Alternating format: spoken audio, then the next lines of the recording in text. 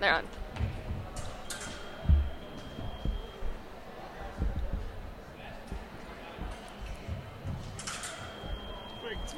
So good morning, welcome to Canada Cup West 2018 for fencing. We're here, we're going to be watching some Saber foil and épée. We have athletes from all ranges today, from U15, cadet, which is U17, junior, U21, and senior, which is open. We have fencers competing for placements for Junior Pan Am Championships in Colombia and Junior World Championships in Poland, so that's what's on the table for today. Yeah, we're just going to explain fencing for those who don't know for a bit, and I'll let Maya start with how épée works. Okay, so I fence épée, so I'm an épéist. Not currently competing right now because of an injury, but hopefully get back out there soon. So to start with épée, it's the only weapon that uses the full body as its target. So if you're looking at any other fencers and you find that they have like a metal jacket on, it looks like. Some are sleeveless, some have full sleeves. Those are Saber and foil, so those are not épée. Épée has only your white jackets because the full body is target. In épée, because full body is target, they also have a heavier bell. So if you're noticing while they're fencing, they have a really big guard around their hand. That's because the hand is target. In épée, there's also something that we don't have, which is called priority. That's something found in foil and in Saber. Basically, priority just determines who gets the hit. It's a right of way. But in épée, if you both hit, you both get the points. If you're watching a bout of épée, and you see two lights go off at the same time, which indicates hits, both of them get the points.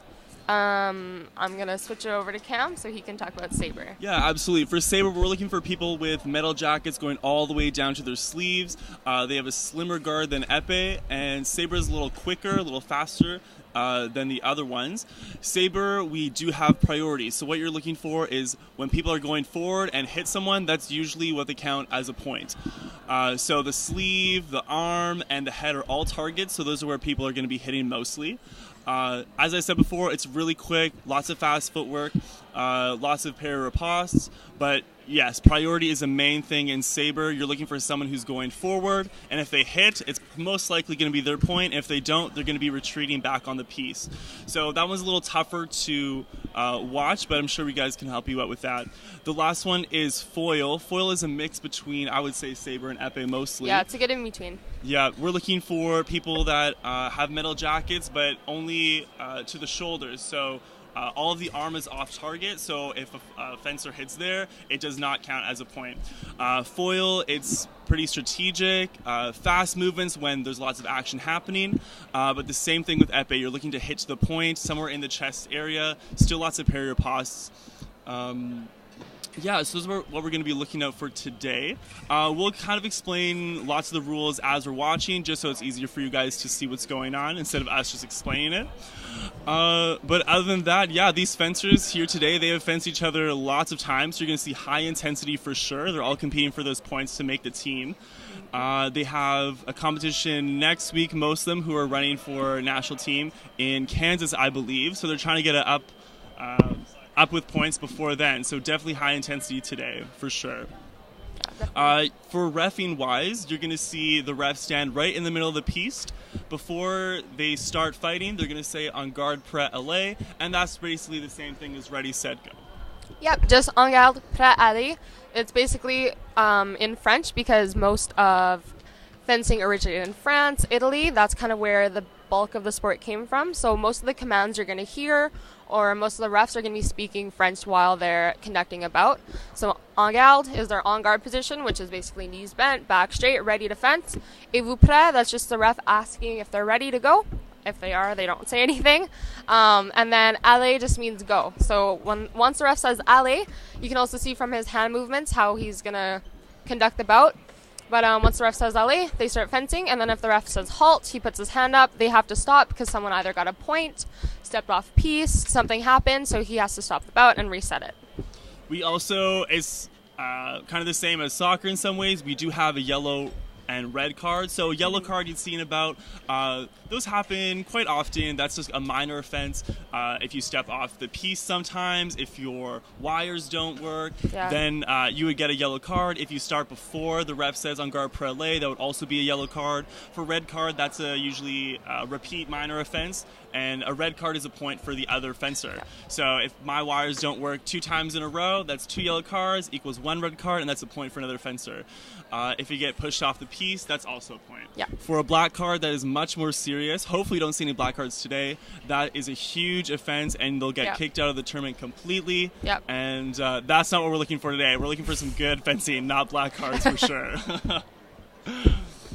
So for those of you who have never seen fencing at all, sometimes it's a little bit confusing. It's kind of hard to tell what's going on. Usually you can tell really well what's going on if you are watching a bout just by watching the referee. So if fencer gets a point, it's indicated on the box and by the referee. All these boxes do have scores on them, so you can also see what the scores are, like what's happening. But basically this tournament format is, if you look on the floor, you can see all the blue piece. Those are what the fencers fence on, or the fencing strips. They're in a straight line because fencing is just back and forth. It's not like side to side or anything weird like that. Those are where there's going to be pools. So a pool is basically a round robin, usually 5 or 6 fencers, and they're all put down in like a pool sheet, and then basically the referee, it's their job to go through the pool sheet, make sure everybody fences everyone, make sure all the points are good, and then by the end of that, all their scores are compiled. And then after pools, their rankings are determined, and then they go to DEs, which is our direct eliminations. So if Cam wants, he can definitely explain direct elimination. Yeah, direct elimination, that is, you fence up to 15 points. That's different instead of fencing in pools, which is only 5. For foil, you fence for 3 minutes, and then you get a break. For Saber, you fence up till 8 points until the first person gets 8 points, and then you get 1 minute break, and then start again up to 15. And direct elimination is exactly what it says. If you lose in your direct elimination, you're completely out of the tournament. So those are extremely important. That's really where we're going to see the most intensity in the direct elimination. And today will be from 32s to 16s, 8s, 4s, and then semifinals and finals. So looking to win the competition today, you're looking at probably 5 or 6 wins in the DEs. So you have to win basically 6 DEs to win the competition, which is pretty difficult. Exactly. I'm just going to interject 1 sec. So for épée, it's also the same. So we fence to 15 points usually. There's 3 periods of 3 minutes each with a 1 minute break in between. Same with foil. With épée especially, because it's a little bit slower of a weapon, a lot more thinking that's involved. Just because full body's target, you have to defend your entire body, so face, hands, feet, wherever you can see you can hit. Usually we'll have something called passivity. So if there's 15 seconds with no blade contact or no effort of blade contact, or 1 minute with no hits, then we have to roll on to the next period of fencing with no break. And then again, if there's 1 minute without a hit or 15 seconds without blade contact, we roll on to the next period. And then in the last period, if there's no hits for a minute or 15 seconds, then we roll into something called overtime or passivity. So that's 1 minute fenced through its entirety, and then however many points are at the end, that's how many points the bout has. Also, usually with foil and épée, not so much common in foil or saber, but if their score is tied at the end of the bout, so say it's like 14-14, all the time is used up after those 3 periods, we go into overtime. So overtime is basically 1 minute. Whoever hits wins the bout. Yeah, perfect. So we look like we have foil pools starting right here. This looks like cadet, so that's U17, so people are trying to make the national team. So we'll just head over to Piece 8 and see them get started here.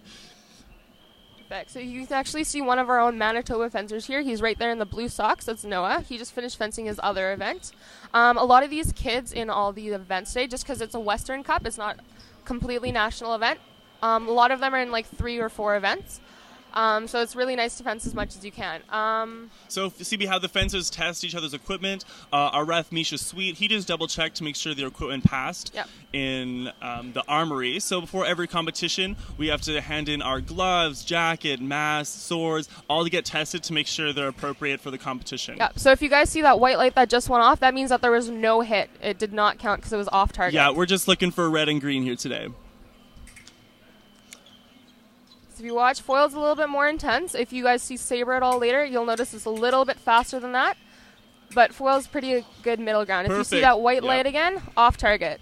So that was a great parry pass. We see him disengage the blades to stop the other fencer from hitting him, and then he hit just off target, and that's why we saw the white light there. Perfect. So then he just fixed his mistake. Great parry pass, and then on target, and that's why we have a red light there. Yep, and then Misha called it, so it's now 1-0 for Noah. Now this bout is going to 5 points. Yes, because it is pools, so pools again only to 5 points, and then DEs are to 15. So see, we have so the fencer. So one fencer hit, or actually both of them hit, but one got off target. So that white light indicates that he did not get his point, but Misha determined that it was for the other fencer still. We see the fencer on the right, and that's what we're calling an attack. That's the priority we're talking about. Yeah. He's going forward, he's controlling, and then he's hitting, and that's why he has the point because of that attack. Yeah. And that's the priority, basically. Yeah, and just a reminder, you'll see that in foil and saber, none of that in épée. If you both hit, you both get the point. So what these fencers are doing, they're going back and forth, and they're kind of looking for the blade. If you beat the blade at the top, let's say the first 4 or 5 inches, that means you have priority. So they're looking for the blade. They're looking to try to take that blade to get priority so they can go attack. That's what they're looking for right now. Yeah, and just for you guys, a beat is like a quick hit of the blade just to establish priority. Perfect. So if you see, yeah, great both of them hit again. Off target, so that would be no point.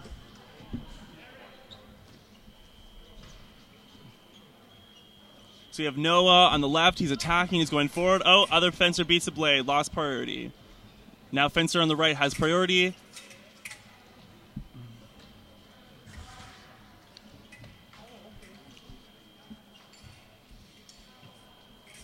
Yeah, so fencer on the right is getting backed up pretty far. He either has to push forward or have a really good parry in order to get priority back. So yeah, if you see, he's pushing Noah back.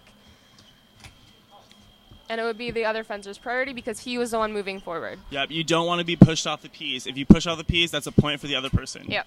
No cards, but it's still a point.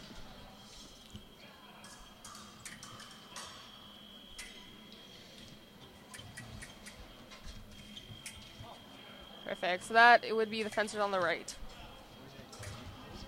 Yeah, so when you're seeing these fencers do these huge, long movements with their legs, we're calling that a lunge. So they really have their legs loaded, pushing off, and that's our classic lunge. So we have a lunge, a step lunge, and just different variations to try to reach our opponent.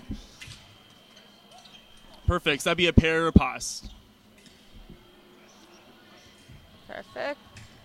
So they have 1 minute left in this bout, so if it were to finish... then it would mean the fencer on the right would win. Noah can still come back. He still has a good minute. In fencing, especially in pools, it's very easy just to come back from this. Perfect. So that's our first match there. 5-1.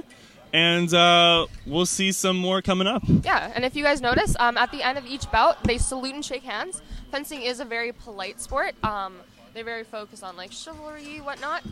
So before and after each bout, we salute, and then after each bout, we also shake hands. And you're also supposed to salute the ref, just to show respect.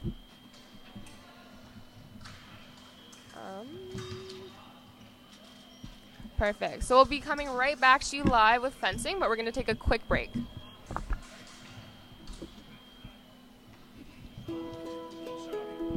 Hi, I'm Rick Funk from Funk's Toyota. Our family has been in the automotive business for over 45 years. That's 45 plus years of looking after customers.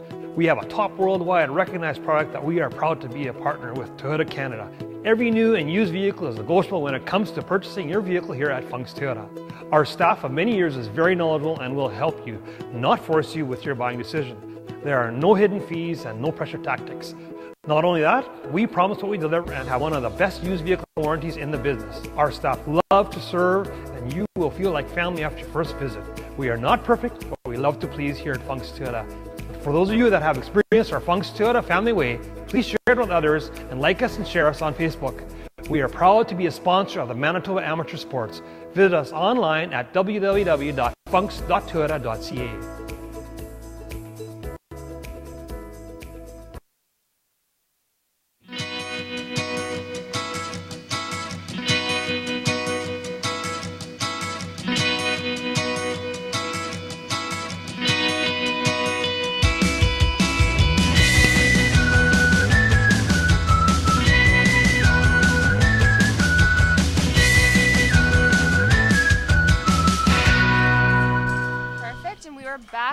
with fencing at our Canada Cup West, right here in Winnipeg. Just to recap, there's lots of fencers from all across Western Canada, so Manitoba, Saskatchewan, Alberta, BC. Right now we're watching Piste 8. This is a foil event going on right now. I believe it's U17 men's foil. If you notice, one of the fencer's swords appears to not have been working, so the referee is just making sure that he goes and gets a new one. He's probably going to receive a yellow card for that, so it's just a warning.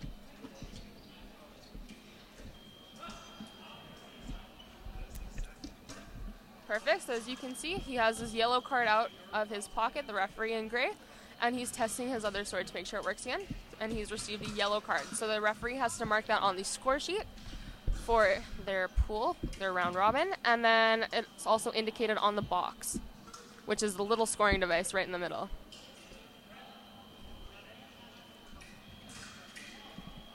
Perfect, so as you can see, both the fencers salute the referee, then they can put their masks on, and the referee will indicate when the bout can start.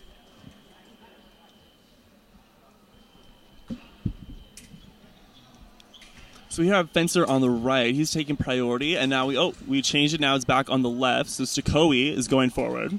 Perfect. But the person on the right, they put out the line, which is basically stick out their arm and hope that the other opponent walks right into it, which definitely worked for him. So he got the point from that.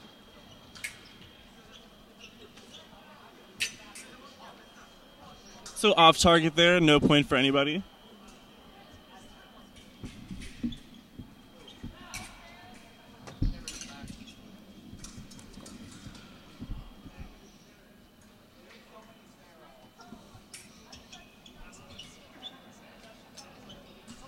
Perfect, so as you can see, fencer on the right has established line.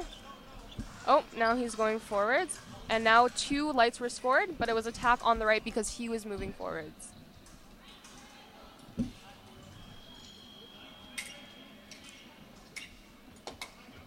That would be off target. White light, no point scored.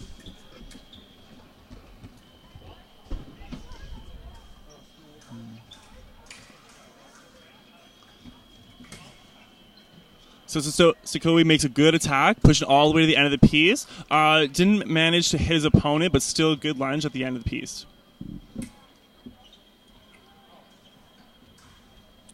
Attack on the right for that. So 2 lights were scored. Both did hit on target, but only one person gets the point because of priority.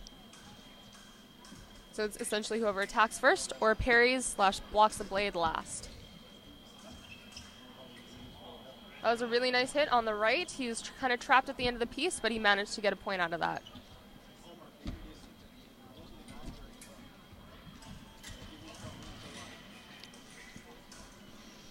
Here we go. Remember, this bout is only up to 5 points, so Stakoi's really got to push it here if he wants to try to catch up.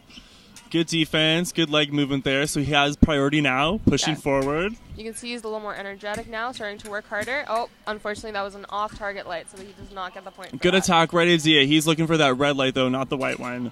Perfect. So he actually got a point out of this, so now it's 4-1. So he still has 1 minute and 39 seconds left. Might not seem like a lot of time. That's over half the bout left. Unfortunately, he's not able to make that, so fencer on the right wins.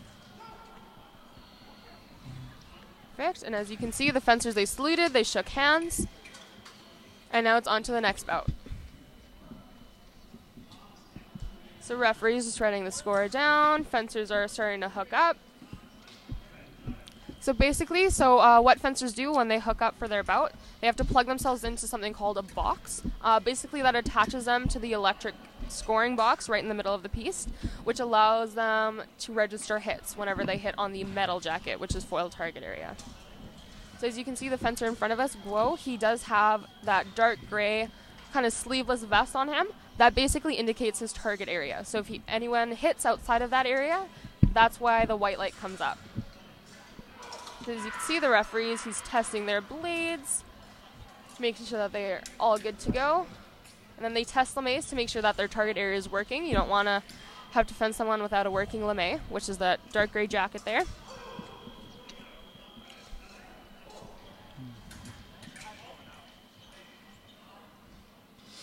So you have Gao coming here. He's taking priority, pushing the end of the piece. And clean he's already attack. got a point right out of there. Perfect point. In 6 seconds.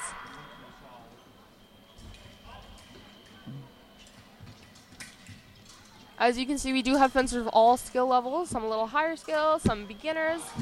It's really great to have them all out here. And the person on the right has gotten the point. Then there's now 1-1.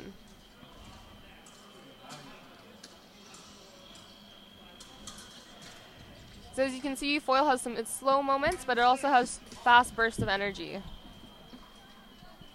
So that point right there, that was a attack, no attack. So Gao here, he misses first riposte, and then he managed to hit again quickly before the other fencer, so still creating a 1 light touch. Now, if it was 2 lights, it'd actually be for the other fencer, but he was quick enough to just manage to get 1.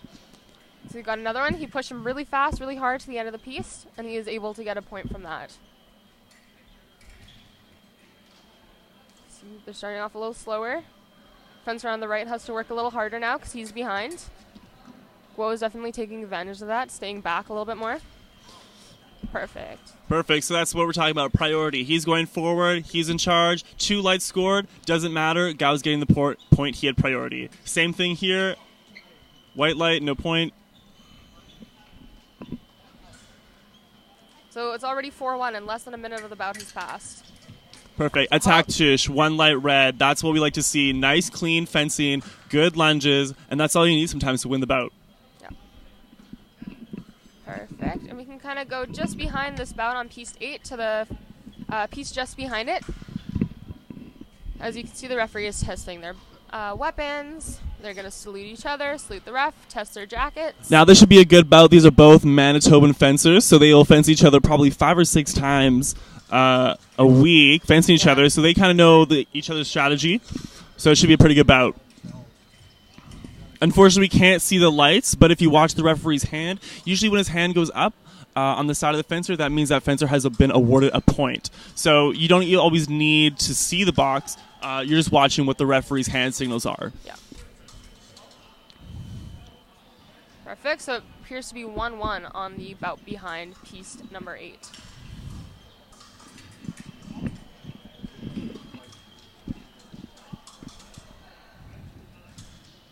Perfect. So if we're going to go back to piece number 8, as you can see, referee in gray testing the fencer's weapons. They're testing their lames.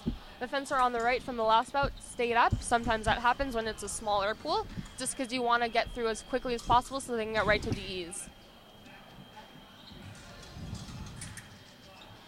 So right off the bat, they're starting a lot faster. That was off target. He hit him just in the thigh, which is not on target.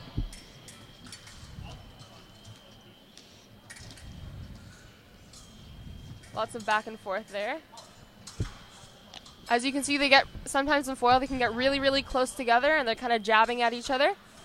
Usually the referee will call halt as soon as their shoulders cross, because if you can see on the back of the fencer on the left, he has no padding on the back of him or on the back of his head. So as soon as shoulders cross, it's usually a halt to prevent any injury.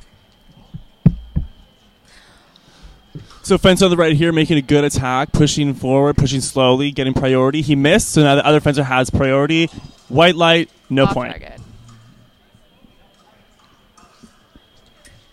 Perfect. That was a nice lunge. Great, really great nice positioning.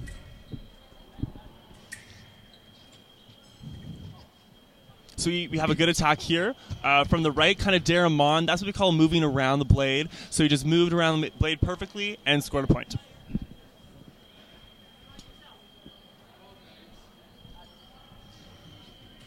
Perfect. So we have attack from the fencer on the left. He misses attack, gets priority for the other one. He stepped off the piece right there. So the fencer who stepped off the piece has to move a meter back.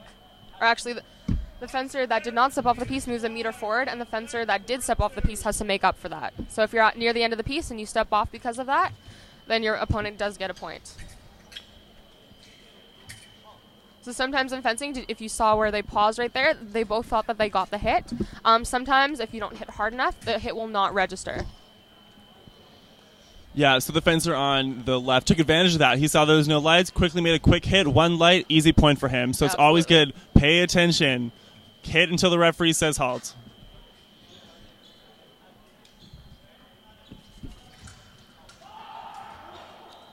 So simultaneous there's the first one we've seen. That's fencers are at the same momentum, same time. They both hit at the same time, and no one's awarded a point. In épée, that's different though. Exactly. They would both be awarded a point. Yeah. Perfect.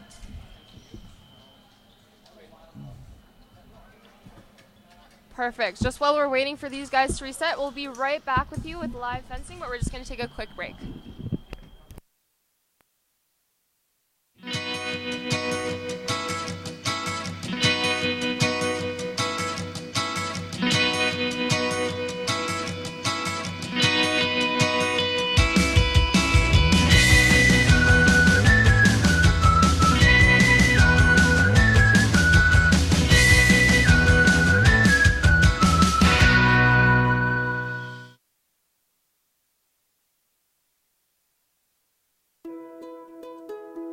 Hi, I'm Rick Funk from Funk's Toyota. Our family has been in the automotive business for over 45 years. That's 45 plus years of looking after customers. We have a top worldwide recognized product that we are proud to be a partner with Toyota Canada. Every new and used vehicle is negotiable when it comes to purchasing your vehicle here at Funk's Toyota. Our staff of many years is very knowledgeable and will help you, not force you with your buying decision. There are no hidden fees and no pressure tactics. Not only that, we promise what we deliver and have one of the best used vehicle warranties in the business. Our staff love to serve and you will feel like family after your first visit. We are not perfect, but we love to please here at Funk's Toyota. For those of you that have experienced our Funk's Toyota family way, please share it with others and like us and share us on Facebook. Perfect. So we're back live on Piece 8. Right now we have another bout up. The guy in the blue socks on the right there, he's a Manitoban fencer. Unfortunately, he's losing right now, but as you can see, he's fighting really hard to come back. Slowing down the bout a little bit, taking their time, seeing what's happening, feeling each other out. Now it's a little bit faster, and that was an off-target hit. So no point was awarded there.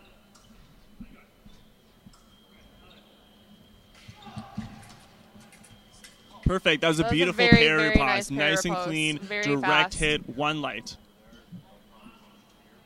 So yeah, if we didn't explain before, or for those just joining us, a parry pass is basically I am blocking my opponent's blade from hitting me. So that's what you see in big sword fight movies. You're seeing people stopping, getting hit using their sword. So every time we say parry pass, that's what we're referring to. Mm-hmm.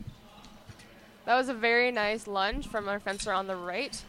Taken off guard a little bit, the fencer on the left, so Noah took advantage of that.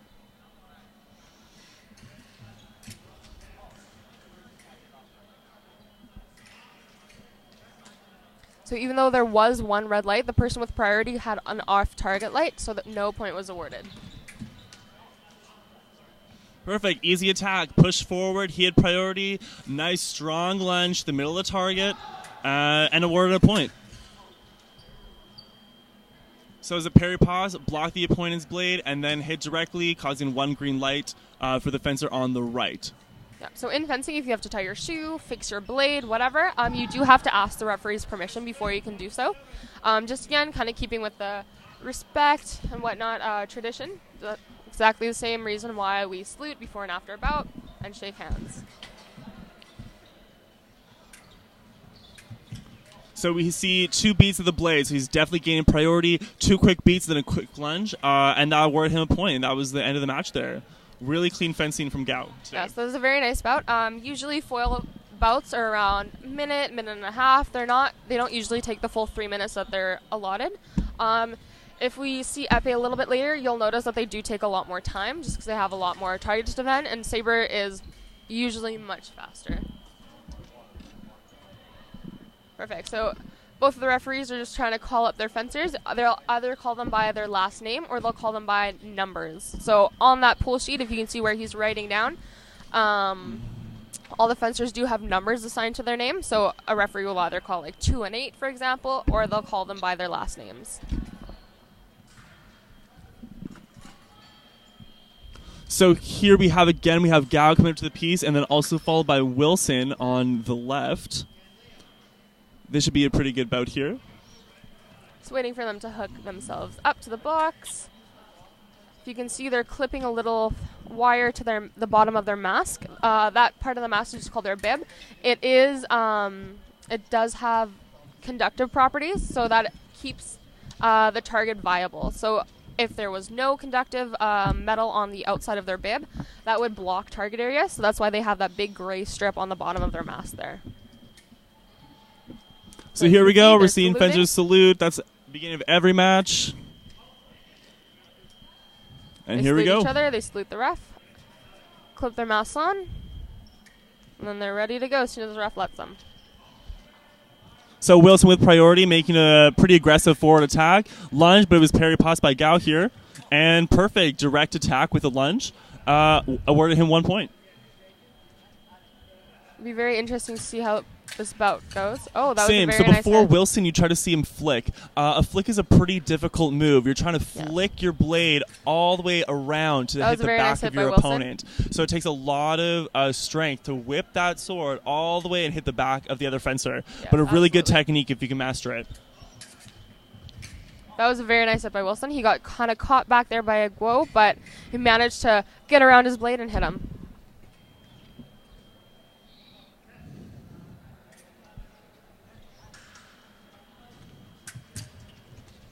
Wilson with a good parry pass. Now he has priority, making an attack. Kind of taking his time there. Oh, So try he that missed. flick again, but the distance was not right. Gao had good steps backwards. Parry Very pass, nice that's parry. right. That was a So very nice even if parry by Wilson Wilson. didn't mean to parry pass, Gao still hit into his blade, still counted as a parry pass. Yep. So in foil especially, you have to be very careful with blade positioning because sometimes it's all up to the ref's discretion. So sometimes I'll call it parry or pass when you meant for it to be a beat in your favor. So you really got to watch that and think about that while you're fencing foil. So this is good. Gao is making really quick attacks. So unfortunately, Wilson missed his lunge. Yep. That would have been a very nice point for him, though. Yeah, Wilson has good parry pass today. So you heard Gao scream. That is very common in fencing. Yeah. You are cheering. You are trying to get the referee to be on your so side as you with can the see, calls. Wilson just tripped over the cord and accidentally unplugged the box. That does happen from time to time in fencing, unfortunately. Not a huge deal, because the box will automatically come up with the time and the score. Good. White light off target by Gao. So Wilson, that was a very nice parry. Unfortunately, he tried to muscle it too much and didn't get the right technique for that. So there we go. That scream, that cheer, that's the intensity we want to see today. These fencers want to win. They want to be on that plane ride to Colombia or Poland for Junior World Championships. So how you qualify for national team is there's a selected amount of competitions and you're awarded points based on how well you do and what bracket you fit in. So for an example, that was you're no awarded, point. He thought he got the hit. You could see him start to celebrate, but that was not a point. Yeah, you're awarded points for being in the top 32 bracket, top 16 bracket, top 8 bracket, top 4. So the better you do That at was a very close competitions, bout. the more points you accumulate over the year. Top 4 get to go. Now, as you can see, Fencer on the right did take the win there. So yeah, these fencers are intense in pools. They want to get a really good indicator. That's what we call it. So they want all those Vs. So then the direct elimination is easier for them. They have an easier time getting to that higher bracket, that top 8, top 4 finals. Yeah, so the better scores you have in pools, the more victories you have, which is why Cameron talked about Vs. The more victories you have, the better score you have going into direct eliminations, which means the higher you will be ranked. And therefore, because we do kind of like if you're ever watching like hockey playoffs or whatever, you can see that you have like that big branching almost like a tree that they rank the teams on. The higher score you have, the higher on that tree you'll be, and the lower fencer you'll fence. So, for example, if I'm coming out of the pools at number 1, I'm going to fence the lowest ranked fencer, which is good for me, but bad for that lowest ranked fencer. So you want to do really well in pools. So just waiting for these fencers to hook up again. So we have Stokoe on the right here, and then our Manitoba native, Noah, here on the left. You can see they're testing their swords with a weight. So foil is 250 grams. They have to be able to pass that test. So if you put that down, the tip on the very end of their foil has to be able to push that back up. Otherwise, it fails that test. With épée, it's 500, and then Saber, there's no test for that. So Arngar Prele, here we go. Watching this bout, we have Noah being really strong off the start. He had priority, kind of retreating a bit, so he's losing it. Stokoe with priority. Taking the blade, keeping it. But that was a very nice hit. That was a very nice counter attack. Yeah, Stokoe not able to find the target, and he did not receive a point for that. So Noah swept in with a good attack.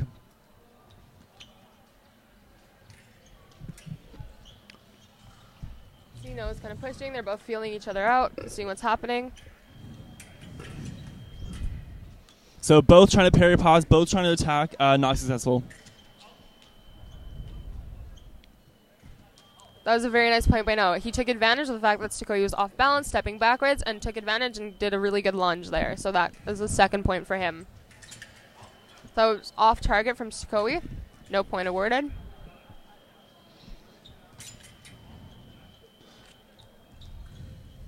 Sukoi with priority. Oh, parry pass by Noah here. Unfortunately, Noah did miss, so that would be point for the right. As you can see, like just going through this pool, there's lots of different styles of fencing. Even just in this bout, maybe one person's more focused on footwork, maybe one person's more focused on blade technique, and that was a point on the right for Sukoi just there. But as the more you watch, the more you'll see that everybody has their own style of fencing.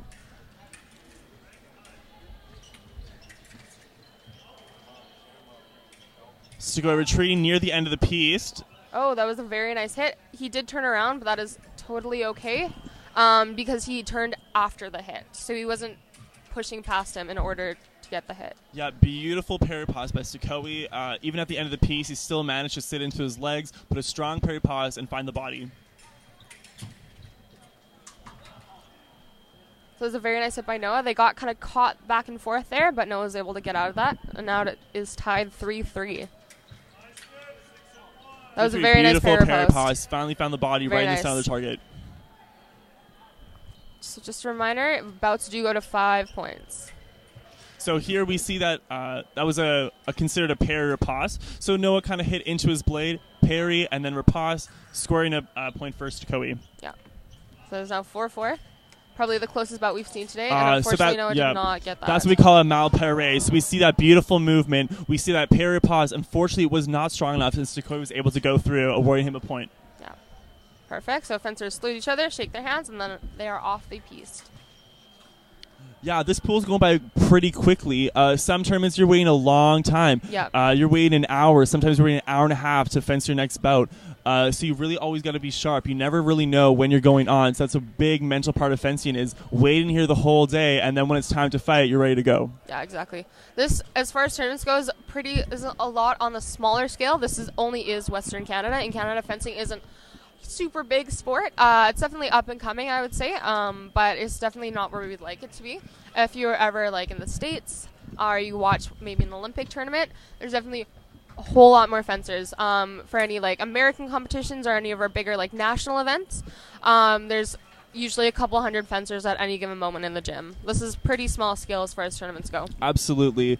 And just referring back to what Maya said, fencing is definitely a growing sport. It is an NCAA sport in the States. So we see Canadian fencers and American fencers really pushing hard to make those scholarships to Ivy League schools and to other American schools.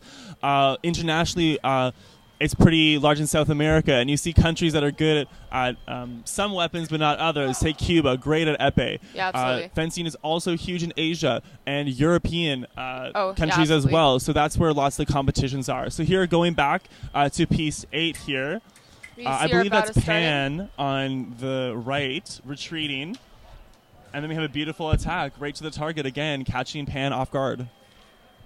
Yes, and you can see how fast some of these hits are. Some of them occur in like 3, 4, 5 seconds. So Pan makes an attack. Okay lunge. Wasn't able to find a target. Beautiful parry riposte by the fencer on the left, and awarded him a point. That's really clean fencing. Some of these fencers do have their names on the back of their jackets. Once you go to higher level competitions, it is mandatory to have your last name and the country that you fence for.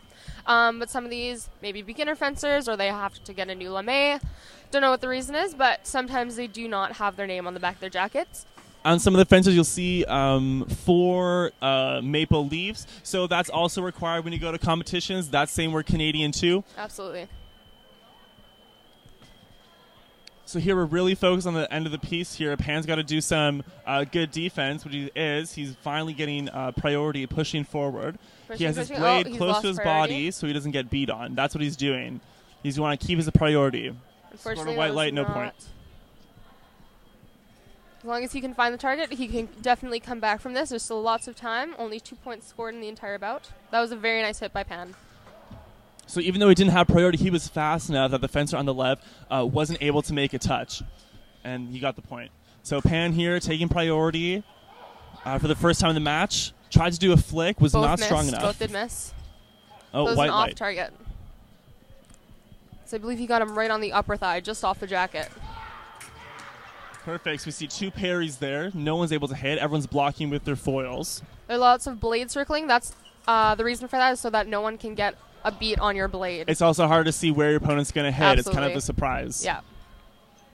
So good movement by Pam. Hard for the other fencer to take the blade. Oh, he did. Tried that flick. It would have been a very, very nice hit. Unfortunately, he hit his mask instead of his jacket. Parry riposte. It was an attack for the fencer on the left. Yeah, that is why no point was awarded. It was white light. He hit off target, so no one is awarded a point. Yep, and then you see fencer on the right just fixing their gloves. Sometimes things come undone.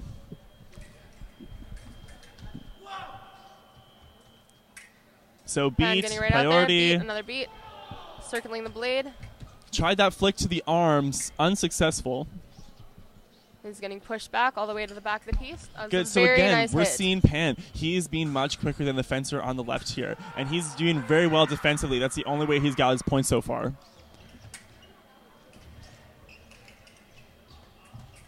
Yeah, so sometimes you can see some fencers are definitely better at the more offensive fencing, as you can see the fencer on the left. Others are a lot better at defensive fencing. So you definitely want to play into your strengths. Beautiful attack. He took his time. He pushed. Blade circling. The other fencer didn't beat. And when he was ready, beautiful step lunge to the middle of the target. And that was double hit, and also both were off target, so no point was awarded there. Perfect. This is a great match. We're seeing 2-3, close score. There we go. Push, attack, step lunge, gets a point. 3-3. Really good fencing from both fencers here. Only 1 light awarded, so Pan was off target. Didn't even make a touch. That's why the fencer on the left got that point. That would have been a beautiful lunge, but unfortunately he did hit off target.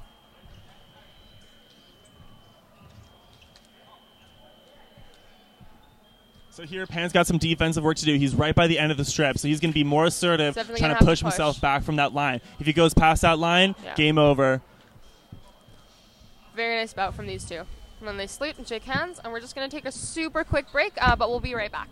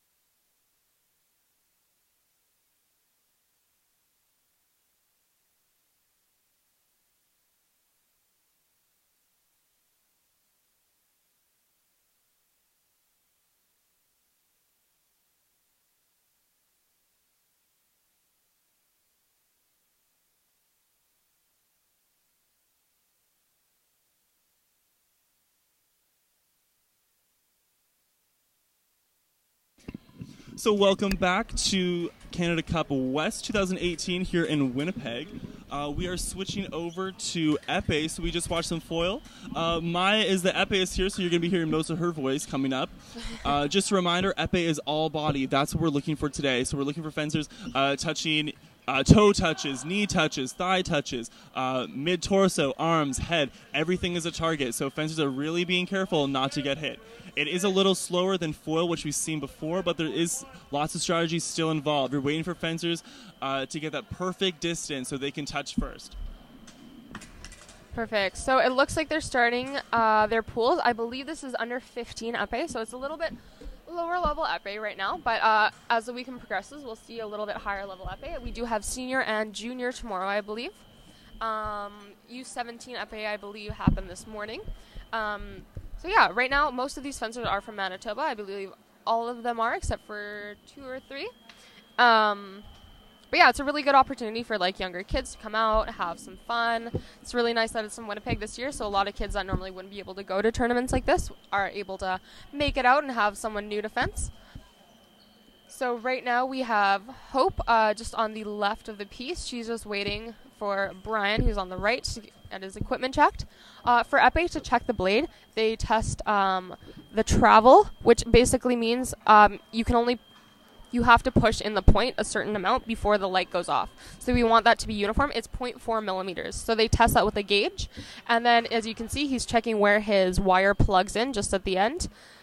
His coach is just talking to him very briefly. And then, again, with foil, they do test the weight. So épée is 500 grams instead of 250 grams. The tip of the épée has to be able to push that up. They are just testing bells right now. They just want to make sure that the bells are grounded. So that basically means that it won't go off if they hit the bell, which is that big guard around their hand. So they're starting. So as you can see, the little bit slower to start off with. It's definitely more of a thinking. It's kind of like mental chess. So they thought they hit. Ref is calling halt. There was no point scored. So because there are younger kids, they do have the reflex to look at the box anytime they think they hit. You won't see any of that in the higher level fencing. So as you can see, Hope just got a point. That was a very nice. She took the blade with her blade and then hit Brian. So Hope is definitely pushing forward a little bit more. Just going forward. Brian's getting pushed backwards, trying to make up for that. And that was a double point. So in foil, 2 people hit at the same time. They did not get the point. But in épée, because there's no priority, both hit, both get the point. So it is now 2-1. Hope being very aggressive here. She's really pushing the fencer on the right back.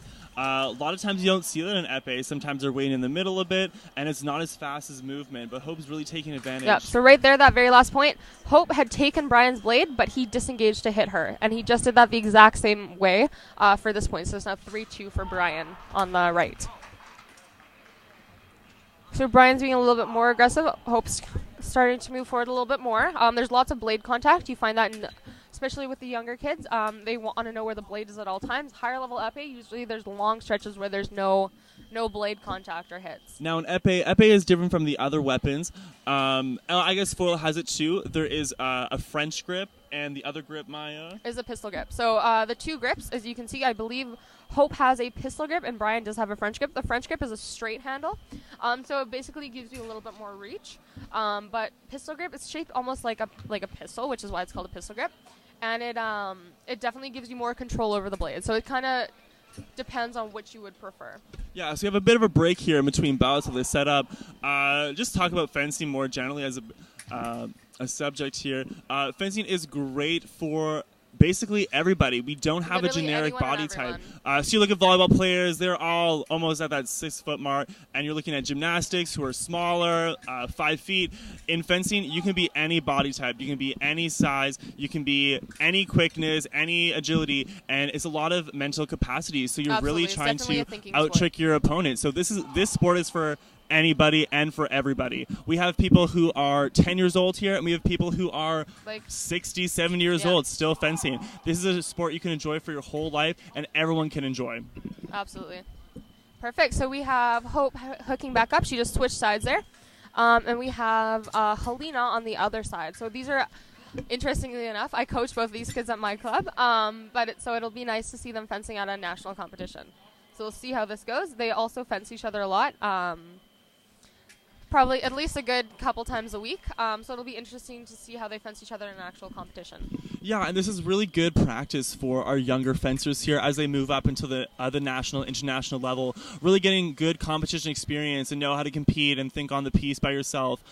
These are things we like to develop in younger fencers, and that's why we send even fencers who are 10, 11, 12, 13 to competitions, even small ones like this, just to build that confidence. So when they reach that national, international stage, when they're 16, 17, 18, they're ready to go. Yeah, fencing is definitely a sport that you want to start younger at, but you can also start when you're older. Like, I know women who are on the national team that started when they're in their 30s, and they're doing international, national competitions, and they're doing very well.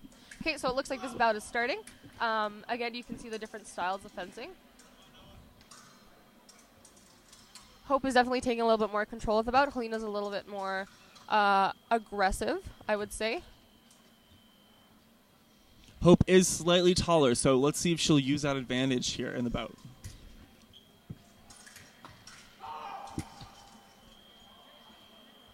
Perfect. So that was a double hit, so that's 1-1. Hope being aggressive again like we saw in the last bout. She's really taking charge on the piece here.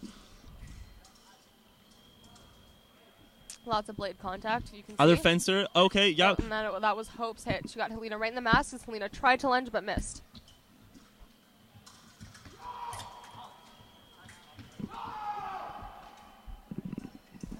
Perfect. Helena's trying to parry. And see how that one goes.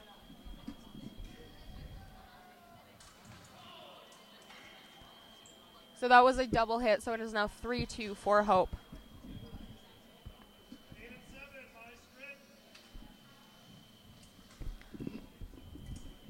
Fortunately, at these fencing competitions, you get lots of people standing right in your way. So if there's any long silences, there's someone standing right in front of us, so you can't. So Hope again with a 1 light here. So she's really controlling the bout 2-4. She'll probably sweep this victory. So in épée, if you have the lead, sometimes you don't need to just score a single light, absolutely, as we see right here. Double light, yeah, that's right. So what you want is you want to think of a touch where you know you're going to get at least your light, and then if you get a double light, no problem, because as we can see, Hope got her double, and she ended up winning the bout. Yeah, so that was 5-3 for Hope. Perfect. We're just going to switch really quickly back to piece number 8, check in what's going on with foil. We can see Noah fencing again on the right. So as we see, and he just won the bout. That's really awesome. So as you can see, that bout took a little bit longer than usual. It was like 2 minutes and 30 seconds as opposed to like the 1 minute, minute and a half that we were used to seeing. And it was actually quite close. Perfect. And we have another couple fencers hooking up. It looks like they're almost done this pool. So afterwards, all their scores will be compiled.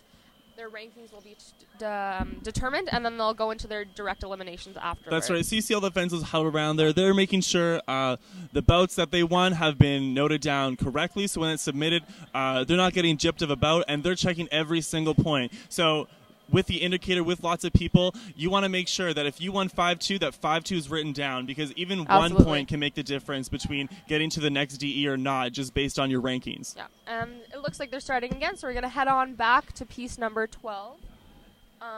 These are two fencers who are not from Manitoba, and not sure who they are, but as you can see, this is a mixed event, so if the events are a little bit smaller, so like say it's under 20 women's foil and there's only 3 of them, but there's 6 people and under 20 men's foil, they will combine the events. So it will be mixed gender events. That's one part that's really great about fencing, is that there is that gender equality there. So men can fence women and women can fence men. And you see that commonly in all fencing clubs, even around Canada internationally. It's, as you said before, it's a mental game, especially with épée. You're looking to outsmart and out-trick your opponent. So men and women can fence against each other, and that is a common practice in a lot of clubs.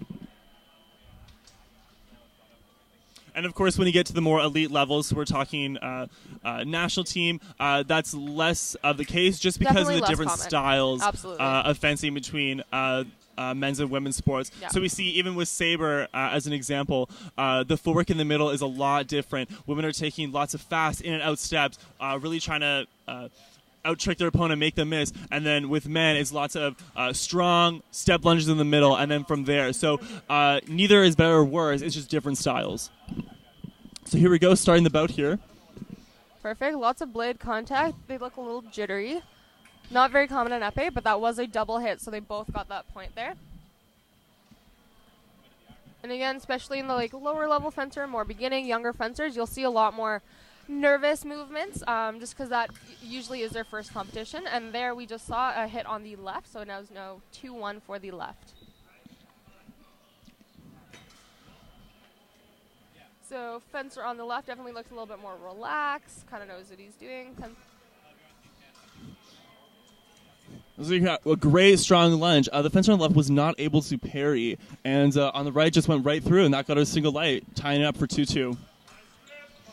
So fencer on, what we saw there, fencer on the left, he was trying to make a toe touch. That's hitting the opponent's toes. That's a really hard skill to master, but really successful if you can get it down. Yeah, very small target area, but if you can do it, lots of people don't know how to defend against that. That's right. Perfect, so that was a double hit. I believe it looks like it is 4-2-3 right now. 4-3, that's right. So if I was fencer on the left here, my strategy is to do something where I know I'm going to get a light. Because even if I get a double hit, it doesn't now matter. It's tied up 4-4. So it was a beautiful hit to the wrist. It's really close to where her blade is, decreasing the distance between it, therefore making it faster for her to get a point. A better chance of getting a one light. So here we go, that was 2 a double. lights again. So in épée, if it's 4-4 and then there's a double point and it suddenly becomes 5-5, they annul that last point, so it goes back to 4-4. So they can only get one hit right now. So fencer on the left took the lead there, and he got that point. That was a beautiful disengage, so he went around her blade so she could not take his and hit her. Perfect. We're just going to come on back over to piece number 8, just finishing up a bout right here. If you look right behind piece number 8, there's a bout just starting there. So fencer on the, our left is Hayden. He's also a Manitoba fencer. Appears to be fencing Sukhoi. So they're running a pool right now on 2 strips. So there's 2 referees for this pool right now. So sometimes they do that if they have extra refs, or they're running a little bit behind just to kind of speed that up a little bit. So both strong fencers, both very aggressive. That was a very nice point on the left. Yep, Sukhoi unable to make that parry or pass, and then Hayden took advantage, went right through on the target, scoring him a point. So unfortunately, Sukhoi, while they were very close together, Sukhoi did start his lunge slightly before. His foot started just a little bit before Hayden's, so he was awarded that point. Sukhoi retreating, Hayden with the priority here.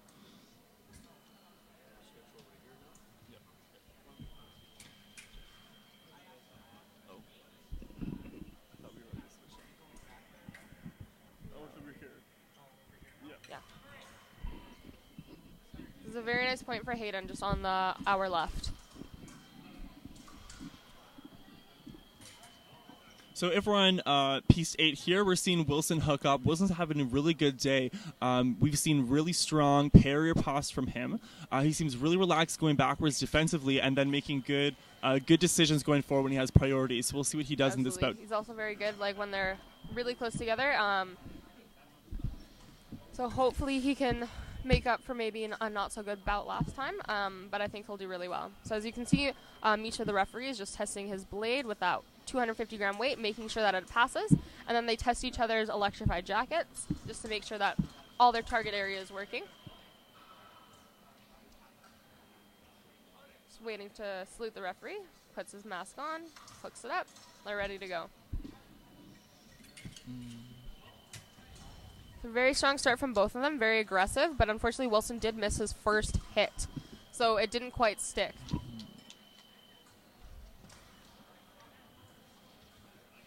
So he's very fast, very good footwork. He just needs to...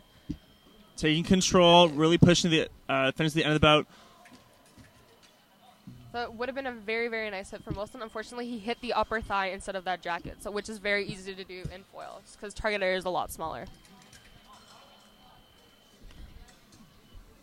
So fencer on the right was able to disengage that blade, causing Wilson to hit off, not being able to hit at all, which is why we got that one light there.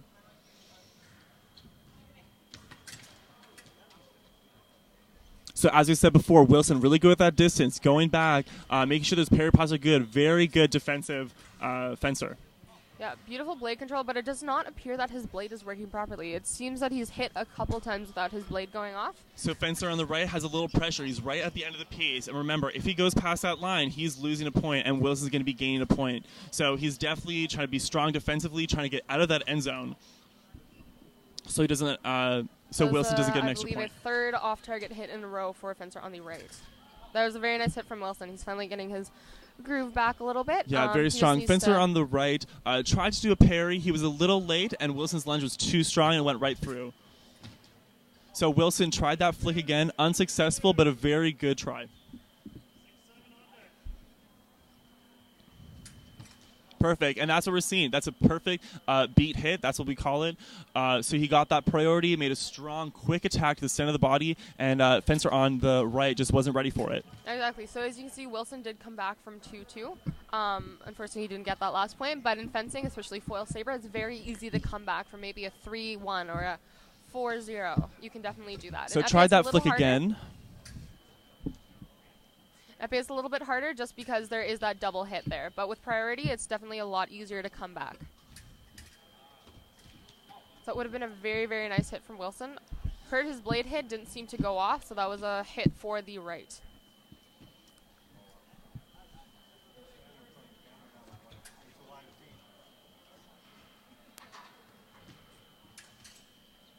So if I was Wilson, I would check my blade. That's a couple times. I thought that he hit for sure, but I guess just swiped off. It's working. So usually when that does happen, the fencer would want to check their blade right away. Unfortunately, only the fencer can make that call, so not even the coach can tell the fencer that they need to check their blade. So because he turned around right there, he turned his shoulders to his opponent, which is considered a dangerous action. He does receive a yellow card for that. Now, if he receives another, like we mentioned before, that'd be a red card, and he would lose the bout. So here we go. He did lose the bout there. I definitely think he should have checked his sword a little bit sooner in the bout in order to prevent that loss from happening.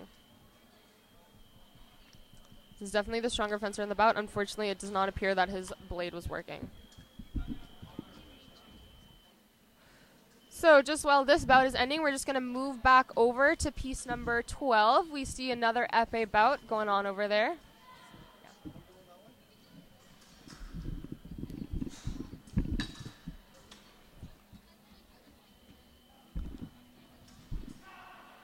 So just while our camera gets set up over there, so a little background on this épée event at least. It's U15, so anyone 15 and under.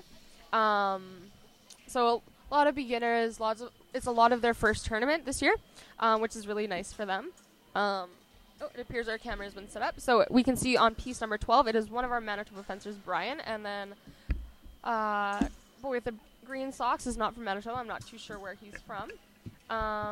Score appears to be 1-0 for the person on the right. Yeah, fencer on the right, really making strong beats. Tried that toe hit, unsuccessful, but a really good try. He's really making strong beats to push his opponent's blade out of the way for him to make an offensive action. So it's a very nice hit right there. Appeared to be an arm hit. So again, an épée target is everywhere. Anywhere you can see, you can hit. So slowing it down a little bit, both taking their time, just trying to relax. Again, épée is definitely more of a mental game. Lots to think about while you're fencing because you have a whole lot of targets to defend there.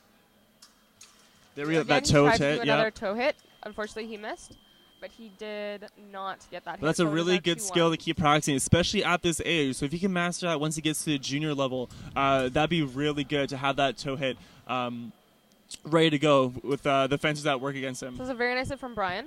Again, so he's tied it up 2-2. But again, yeah, so U15 is definitely more of a practice event for these kids. Most people tend to do the bulk of their fencing in junior, which is U20. That's when they do most of their national, international competitions and really make those results. So again, third time here with his toe hit. As a fencer, that's not successful. So the opponent, the fencer on the left, would probably be able to figure that out.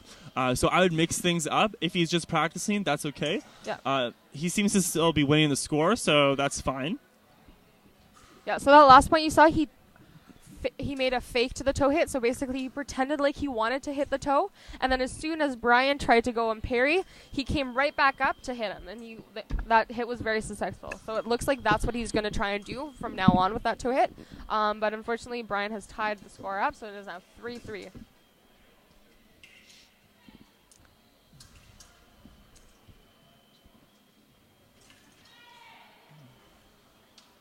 So again, with that toe hit, it looks like he's trying to prepare himself for another fake to the toe and then hit the body.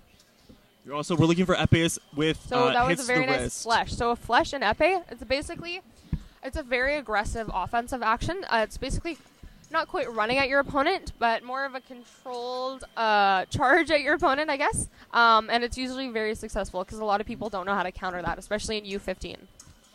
So right then, the score is only 4-3, but in épée, again, it does take a little bit longer, so they ran out of time. So the score would be V4, and then 3 points for Brian. And if we could, we'll just switch back to piece 8 here. We should have a really good foil match coming up. So we'll see if Wilson can come back from his last loss and score a victory in this pool bout. Absolutely. Hopefully he has a better sword this time. He definitely has the skills. He just needs the equipment. So he's just balancing his foil on the edge just to make sure that his foil passes. So unfortunately, it does not appear that his foil is going to pass. So Misha is going to give him a yellow card for failing equipment. And it's just a yellow card, not a huge deal. Absolutely, it's just a red warning. card, which you got to be worried about because it's a point for your opponent. Yeah. So if this sword passes, totally fine. He just has a yellow card for the remainder of the bout. But if it fails again, then that would be a red card. So yeah, that's no surprise that Wilson's foil failed. We saw that in the last bout. We thought he was making contact with the other fencer's body, and lights just weren't going off for him. So there's no surprise that his foil wasn't working now. So just right there, if you see he picked up a little tool, it's just all that he has to do is just tighten his grip right there. So the grip, in foil, you only have pistol grip. There's no French grip in foil that most people use in competition. And he just wanted to tighten that so it's not loose. So you can see right there that his second sword is working. So he's not receiving a red card at the moment. All right, here we go. Mr. Sweet is going to say en garde prêt, and we have started the bout.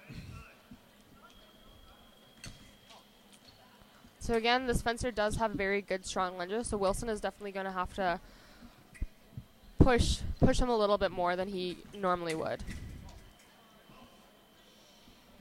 Perfect. So a pair of pass there. We saw one white light for Wilson. That means he's off target. And then with his parry pass from the opponent on the right, green light. So we got a point. Another Wilson's green very point good here. at pushing all the way through, but unfortunately it does seem that he stops just before he gets a hit, which seems to be his downfall. So it's only 15 seconds into the bout, and it's already 3-0. So foiled is a very stark contrast to épée. So we saw a good parry pass from Wilson, unable to find the target. And Fencer on the right took advantage of that really quickly afterwards. So white light, Fencer on the right, off target. Yeah. So both hit, but both off target.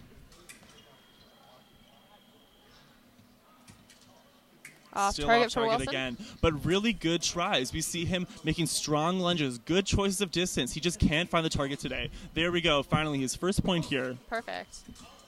So lots of time in foil. Again, very easy to come back from this. He can definitely still secure a victory as long as he's careful with what he's doing. So there we go. We see a simultaneous both again. Started, but both stopped, so no one gets the point.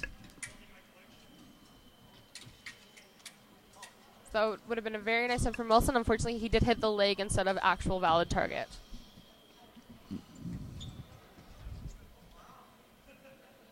Slowing So it down Wilson a with little bit. priority Wilson going pushing. forward. Unfortunately, he did not make it. And bout is over 40 seconds, 5-1 for the other fencer. So we're just going to look at the bout right behind these guys.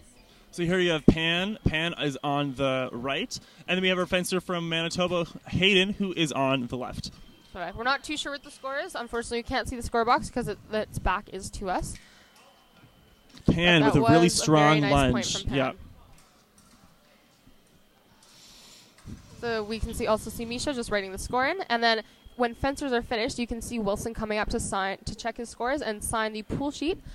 Whenever you finish your pools, you finish fencing everyone, you just want to check and make sure that your scores are correct. So you want to make sure that no extra points have been counted against you and that you've gotten all of your earned points. Because that's what's going to make a big difference once we get to DEs.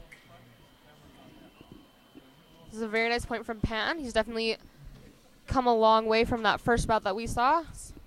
Here we have Sakoi coming up to piece 8 here. So he'll be on the right. So we're watching him. He's had a pretty good fencing day, but both these fencers are looking for one last victory before they finish their pool.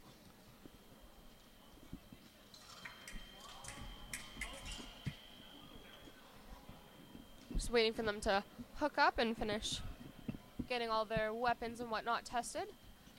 They're ready to go, so they test each other's electrified jackets or lames, salute the referee, and then master on, and then they're good to go once Misha lets them. Here we go. I think this is going to be a really close bout. Yeah, both of these fencers will seem to be very strong, very different styles, but it'll be an interesting matchup.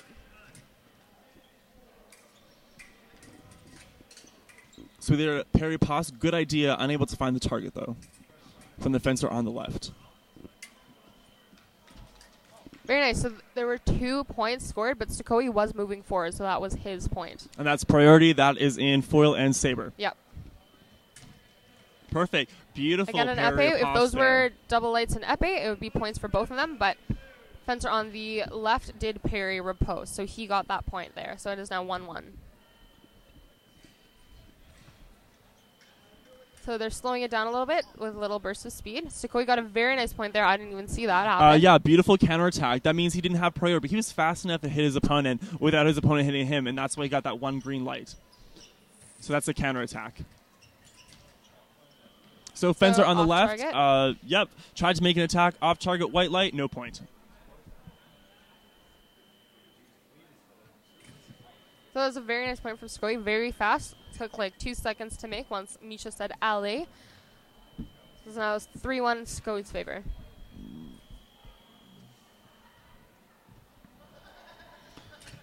Sakoi with priority, making an attack. Fencer on the left was not ready. 4-1. Fencer left here definitely needs to change his strategy up a bit. It's just not working really great for him right now. Yeah, absolutely. Right idea. So again, both hit, but Misha awards a point to the fencer on the left. So it is now 4-2 for Sakoi. So Sakoi is relaxed. He has 2 minutes to make 1 point. Still winning by 2, not a big deal. Fencer on the left is definitely feeling the pressure a little bit. Oh, and there we go. Did not make it. Sakoi definitely takes that victory there. So they salute, shake hands, and we will be right back to you with Fencing Live. We're just going to take a quick break.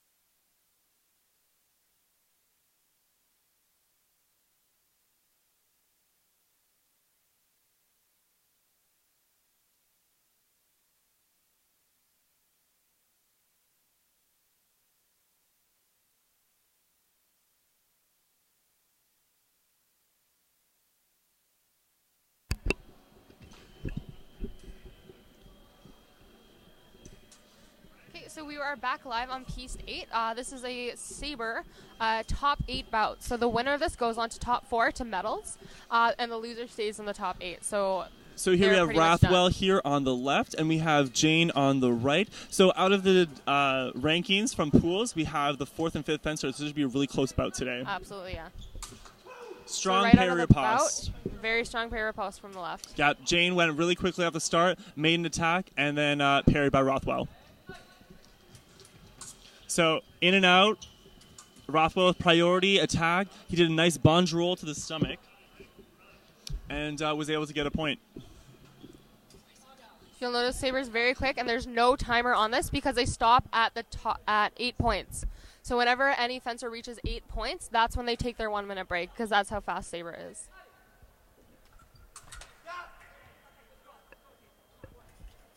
So it's now 3-1.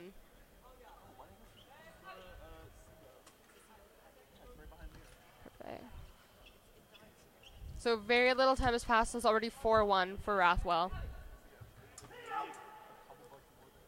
That was an iffy point to call, but it was Rathwell's in the end. That was a very nice parry riposte from him on the left. So that one was just a little bit too slow, so Jane got a point in there. So it's 5-2 now. So that was a very nice, very long lunge from Jane over there. So now it's already 5-3. So like I was saying before, we took our little break. Very easy to come back in Saber.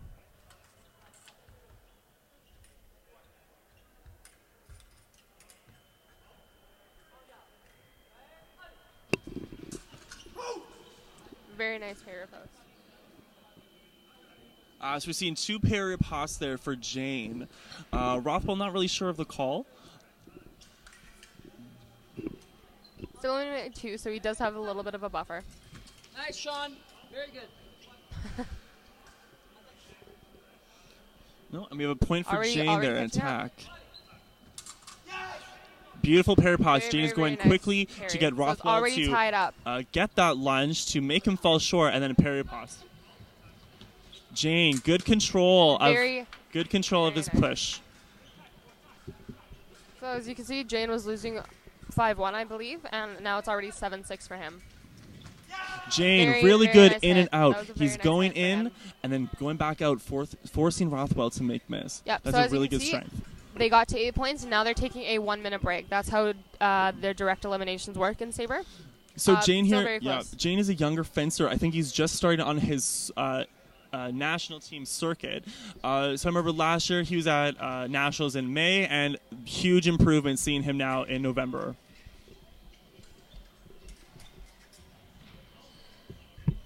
So this is good. Rothwell, I believe, ex-national team from a couple years ago, coming back into the circuit. So we'll see how well he does here against Jane in the second half.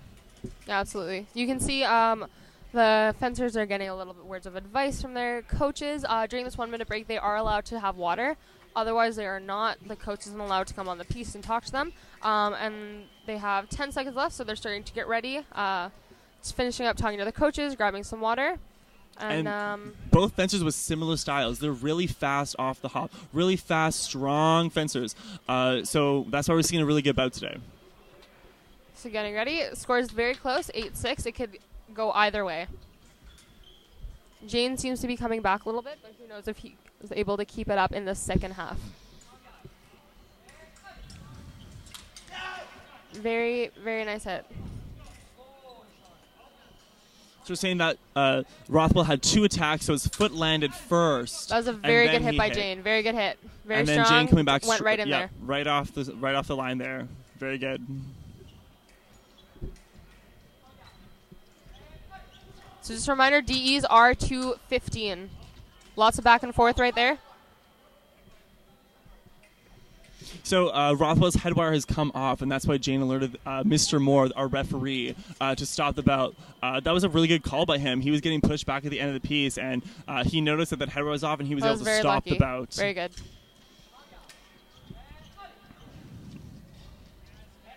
Jane, really good, controlled small steps. Rothwell with that preem parry, very good. So again, a little bit of a rough start to the second half, but who knows where it could go. Good, strong parry pause. Rathwell's lunge a little slow.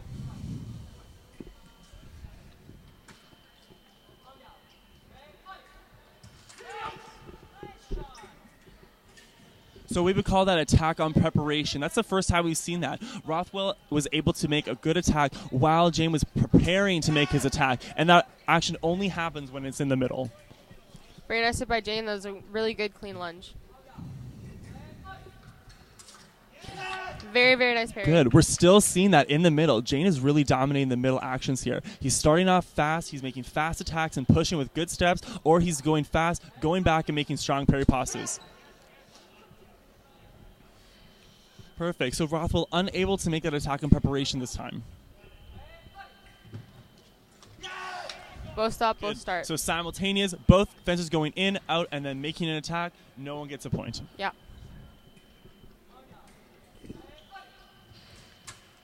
And that was a very nice hit. So, again, to 15, they salute each other, salute the referee, and Jane takes the victory. So Jane will be moving on to the medal rounds. So he's guaranteed at least a bronze. Rathwell, unfortunately, will not be making it out of top 8.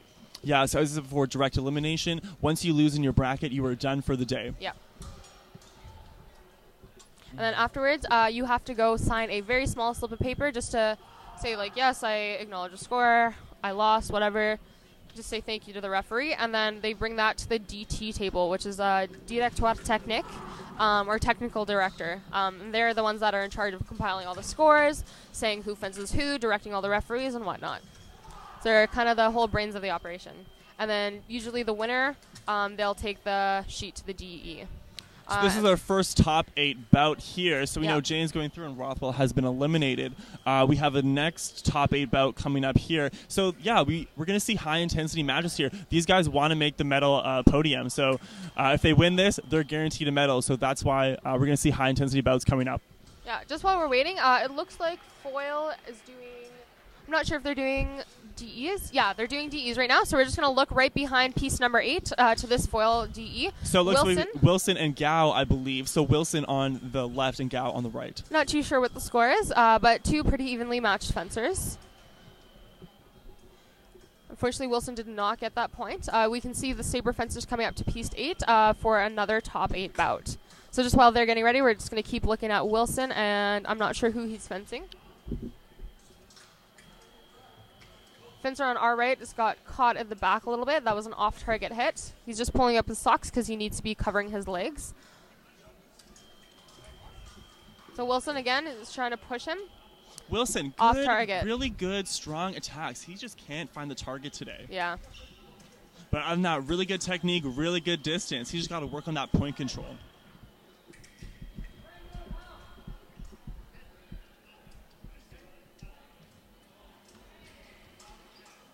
Gao with good blade movement. He's trying to avoid that beat from Wilson. Unable to get that attack there. And we'll see what the call is. Oh, it looked like parry pass for Wilson, which is his strength. We've seen that before. Absolutely, yeah.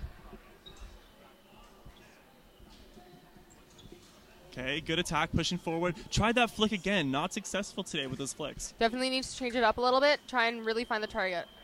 Fortunately, he hit his arm and not the vest right next to it, so that would be no point there.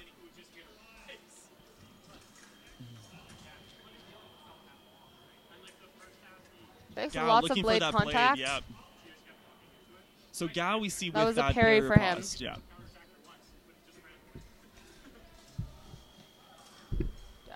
Gao seems to be having quite a good day, watching him in pools and now in his DE. Seems to be very on top of things today.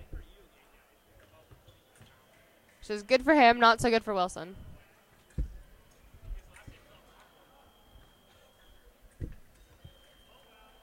Perfect. So we're just going to switch back to piece number 8. We have our fencers back on piece with another top 8 bout. They're just getting ready, waiting for the referee, hooking up. Just have Cameron checking which rankings they are. Yeah.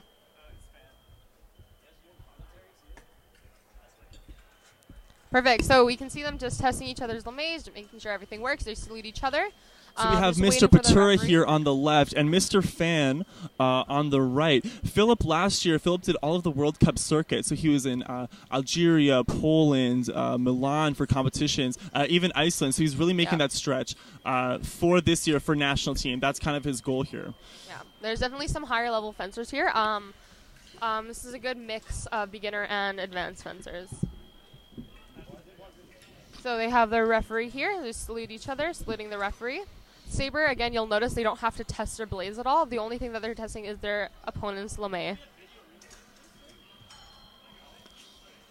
Perfect. So they're waiting, and they're off. So Very strong nice, parry very pass from nice Philip parry right pass off from the start here. Philip. On the left.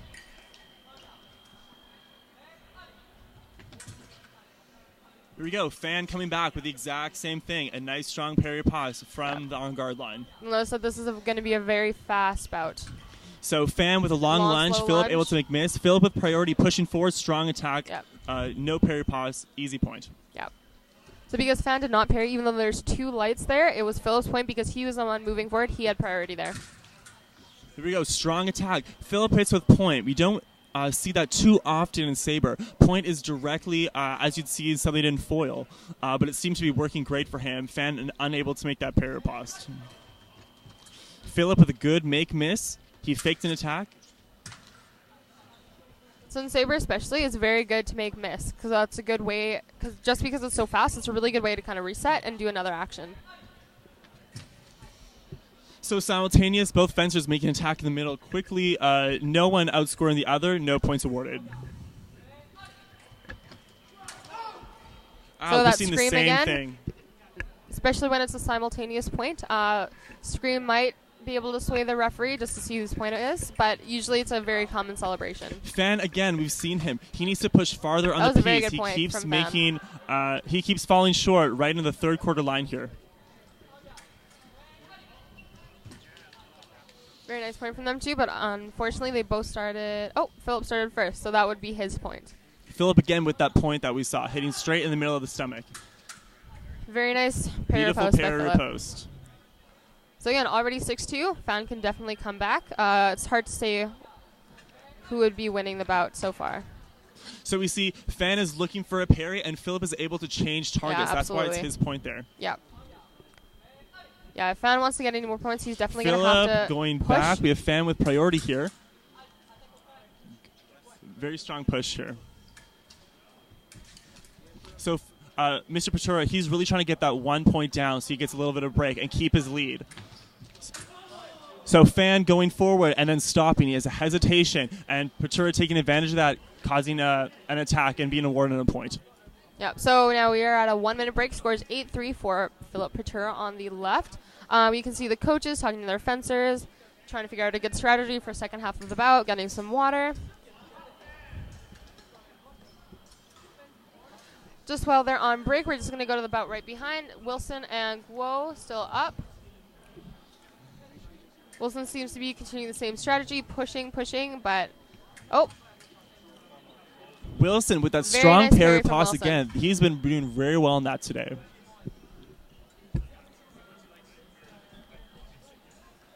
Again, not too sure what the score is, but it doesn't appear that they've had a break yet.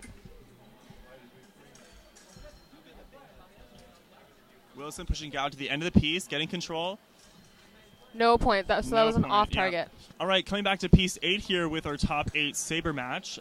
We have Patura and Fan with a score of 8-3.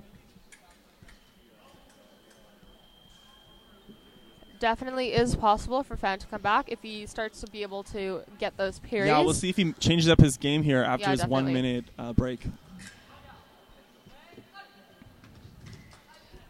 Very Fan, nice hit good from Fan. attack. Right He's out going of the right under Philip, able to catch him right on the hip there. So we're saying that's a good attack for Fan. Philip had a bit of a preparation, which means he pulled his arm back, and Fan was able to take advantage of that. Fan with a That was long really good attack, make unsuccessful. miss. That was a very nice parry post from Philip. Yeah, very nice. It's a little bit closer now.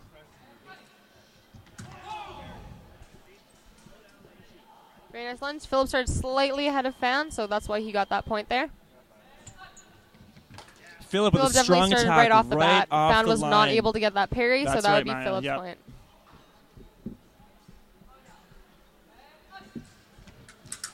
Philip with a Very, great very parry nice pause. parry. He was able to trick Fan into making a good attack. Philip had that mentally ready before. Easy parry pause, great point to score. Fan with a priority moving forward. Great footwork here. Let's see where he finishes. So, Mr. Moore, our referee, he's saying that was, what was that, parry pause? To show Prise de five. fer. Oh, okay. So that means...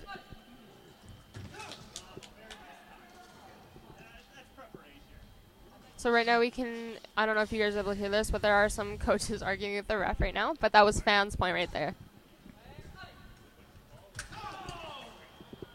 Very Now we're saying preparation on Fan. Fan with a slower arm, which is why the point was awarded to Philip. So Philip just needs one more point.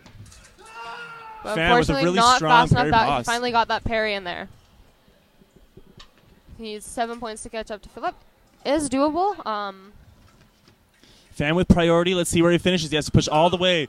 Great timing. Nice, Waiting for very Phil nice, to try to very do a nice. counterattack. Unsuccessful, scoring him a point.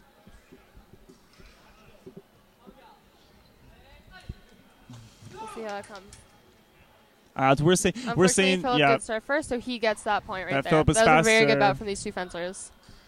very good bout. So Philip Patura here, he's moving on into the top 4. So he's Unfortunately, at Fan does have least to stay back. guaranteed a bronze medal. Fan, unfortunately, he's been eliminated. Yep. So he'll be in the 8 to 5 range, depending on how the other fencers do. So we'll be moving on to our next top 8 match shortly. And we'll see who those fencers are. We still, on P7, we still have Wilson and Gao fighting out. That's been a long match. Yes, there's a very big contrast between Saber and Foil.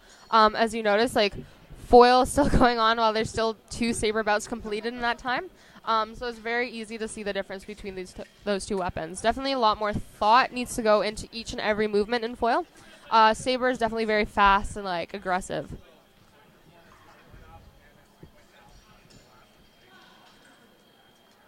So it looks like we have some potential fencers coming up. Not too sure who's supposed to be on piece next. So it looks like we're just waiting for one more fencer on piece number 8. So we're just going to keep watching Wilson and Guo. Right now they're infighting, which is when they're really, really close and they kind of have to jab at each other like that. Unfortunately, no one got a point there. So we have Wilson pushing. Guo is still... Wilson Very unable nice to get point that from parry pause. Yeah, Gao was able to hit right in there, and not strong enough by Wilson, which is not common of him today. He's been making really strong parries. Again with that flick, unsuccessful. He's got to mix it up.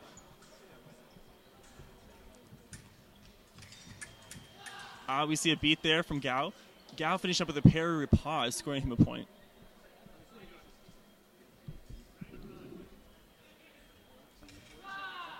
Just taking their time a little bit. Would have been a very nice lunge, but Wilson keeps trying to do that flick, which he just cannot Yeah, land. needs to change the target. The distance is not right for that. So we have some infighting where the fencers are really close to each other. Fortunately, no point was awarded there, so they start where the last hit occurred. Again, more infighting. Referee calling halt again, so they start right where that last hit occurred. They don't go back to their starting points yet. It looks like Guo is pushing forward. Wilson just trying to compensate for that. Unfortunately, it's off target.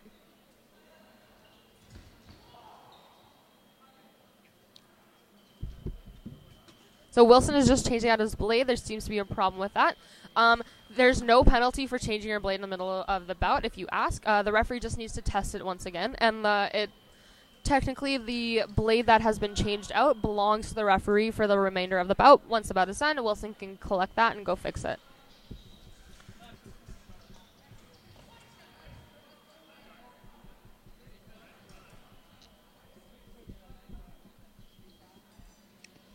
So Wilson with a good priority there and lost it. Gao just stepped in with a nice counterattack.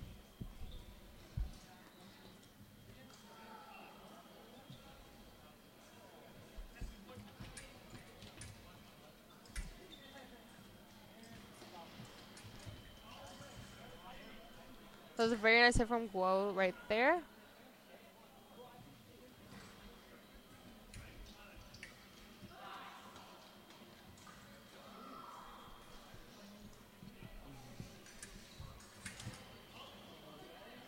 Off target there for Gao.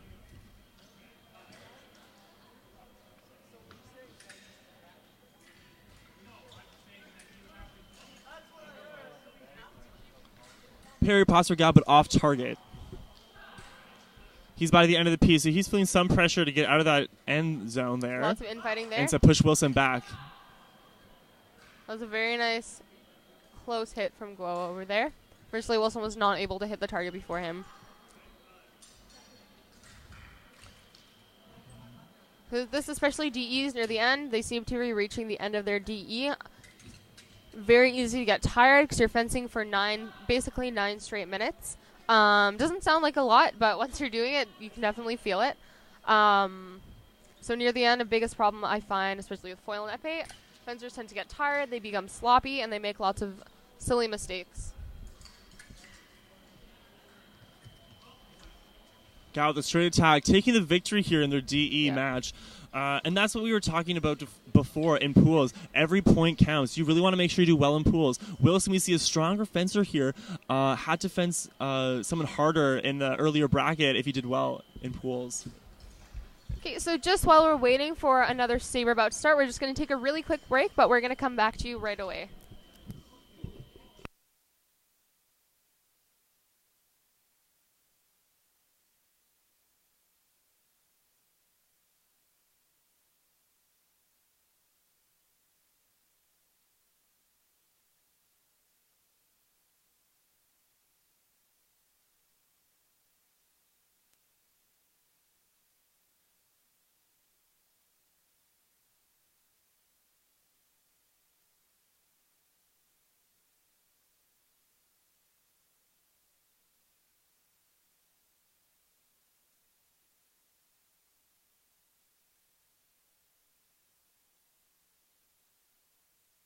So here we have our next top 4 actually bout here. We have...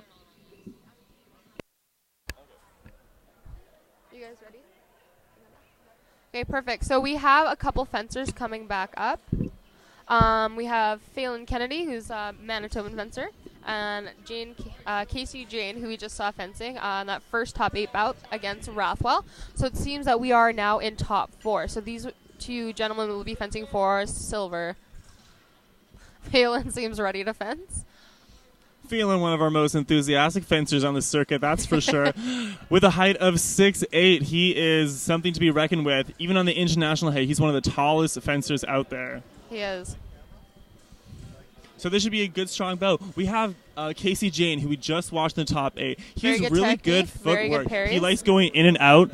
And Phelan's a more stronger, bigger step fencer. This is going to be an interesting matchup to see which one's going to be better here.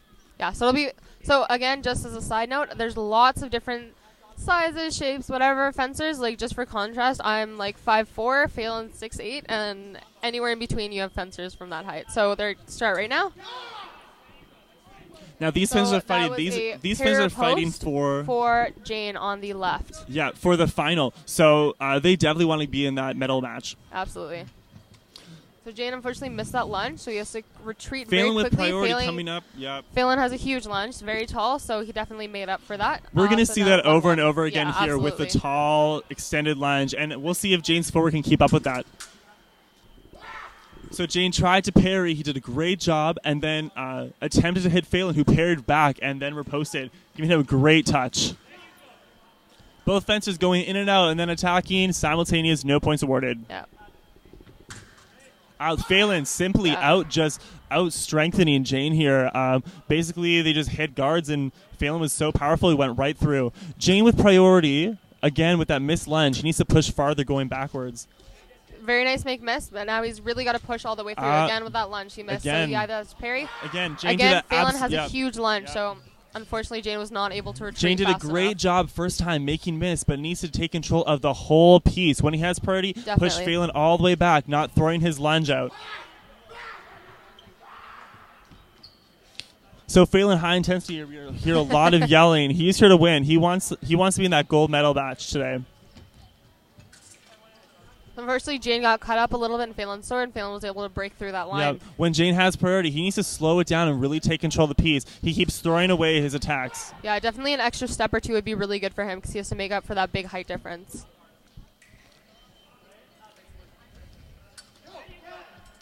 So both stop, both start. No point there. Just tucking his shoelaces in, make sure he doesn't trip. We're seeing an attack for Phelan. Yep. Started very. We've very seen most fast. of Phelan's points today, right in the middle. Yeah. I think Jane needs to definitely utilize the piece more. He's not doing that enough. He's starting his attacks as soon as he makes Phelan miss, and he has great strength, great lead work, because Phelan has a huge lunge. Great job making him miss. He just needs to take advantage of those situations. Absolutely. Phelan's not too worried here. Scores 8-1. He's feeling pretty comfortable. Hopefully Jane can come back. Yeah. He just needs to get himself out of the middle, out of this little rut that he's in. Yep. Definitely has to use other techniques just to make up for that big height difference. That's probably his biggest issue right now. And he has his speed. He needs to utilize that more. He does a great job going in and out. He does a great job when he decides making those attacks. He needs to really bring that to the table right now if he wants to catch up. Yeah, great speed, great technique, but unfortunately that height is just getting him. So, coming back from the break, about 5 seconds left. Fencers are getting ready to start fencing again in the second half of the top 4 bout. So, right idea. He tried to make a pair pause. Phelan, again, too strong. It was a Malparé. Again, utilize that means piece. Bad parry. So that just basically means that his parry did not succeed. Yeah. That was a very nice hit from Jane. If he can keep doing that counterattack right there, that was a very nice play. Absolutely. So that counterattack was right on Phelan's wrist. So that's the closest target to hit from, and that's why he got that one light. That's a really good tool to use against tall people. He should try that a little bit more. Yeah, so unfortunately that last point, Phelan's just too tall. He starts too soon and can get there before Jane does. From what it looks like, both stop, both start. Yeah. Spencer does not agree with the call, but can't really argue with the ref. Phelan again with a step lunge right away, getting that attack. Jane needs to mix it up. He needs to decide if he's either attacking or going backwards. He keeps getting caught in the middle here.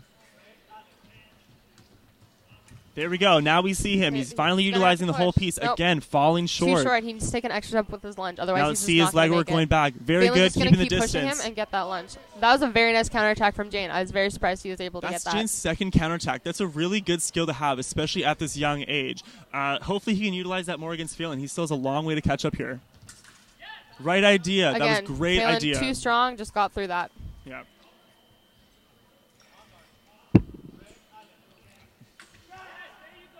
Very so nice that was a point nice from Jane. flash. He Nice jumped flash. up in the air. He's really reaching to hit Phelan. Phelan was off guard. That was a great point to score. Yeah, just a side note for Saber, you cannot cross your feet going forward just because it's so fast. So when they flush, they have to jump. They can't cross their feet going forwards. But épée and foil, they can cross their feet. So a flush will look slightly different in the other weapons. Tried that flush again. This time Phelan was mentally ready for it. He did a good job taking an extra step back and then made it easy repose. This is what Jay needs to work on in the middle, going in and out, getting those simultaneouses, and then pushing when he can. There it is. Unfortunately, I think Phelan is too strong of a fencer for Jane just target. at this point. I don't know if Jane will be able to catch up.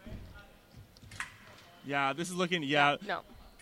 For Kennedy here. Kennedy, obviously, with a pretty big lead here. That's not too much of a surprise. Jane's still new to the national circuit. Still a very nice bout going into the final. And it looks like Phelan's on to final. Phelan's on to the Guaranteed final, at least a yes. silver. Yeah. Jane unfortunately stops his journey at top 4. Third and fourth place do get bronze medals. So he's guaranteed at least a medal. So we have Philip and Shay McFadden, one of our own Manitoban fencers. Shay's 16 right now, so he is a little bit younger on the side for the senior men's saber, but doing a great job. So Philip and Shay are fencing to go to the final bout. A little bit noisy right now. They're just doing a medal presentation for veteran, which is 40 plus. So fencing is definitely a sport for all ages.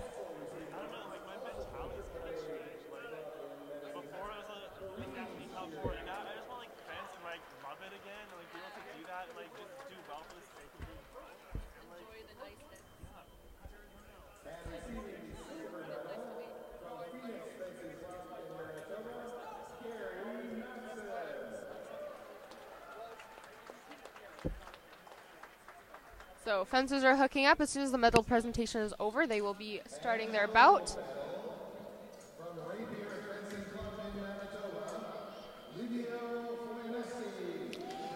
So just testing LeMays. Yep, so as Maya said before, we have Patura on the left here. Yep, we already saw him fence once. Yep, and McFadden on the right. McFadden is a younger fencer. He is really pushing to make that national team, so yeah, he wants that absolutely. ticket to Colombia and Poland for World Championships. Philip is a senior. Philip's trying to get that senior national team jacket as well. Last year, as I said before, he did most of the World Cups and satellites, did pretty well, unable to make World Champions in China, just missed out, so this year he definitely wants to come back.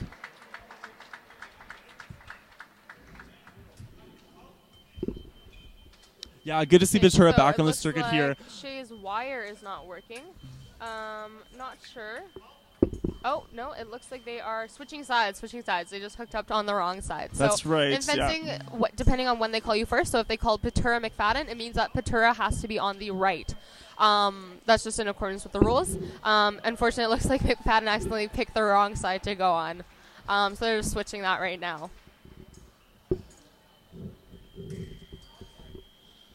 Should be a really good bout. Let's see if Shay is able to utilize being left-handed here.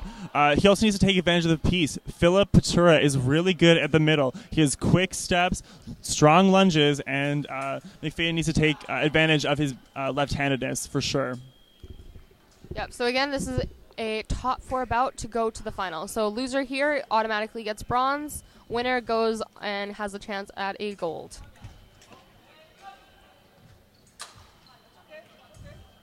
All right, so both fencers not really sure what they're doing. Patura ended up with a point. Both fencers stopping. Philip taking advantage first, scoring him a point.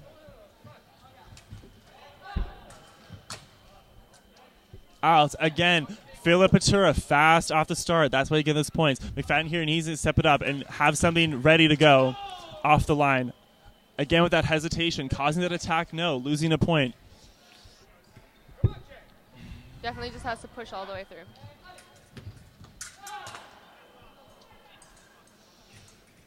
McFadden missing his good parry, missing his riposte, and Patura took advantage of that. Yeah, so unfortunately, as soon as you parry, if you miss that riposte right after, you lose priority. So it's a very quick motion that you have to do. So Philip's just asking the referee if it's all right if he ties his shoe.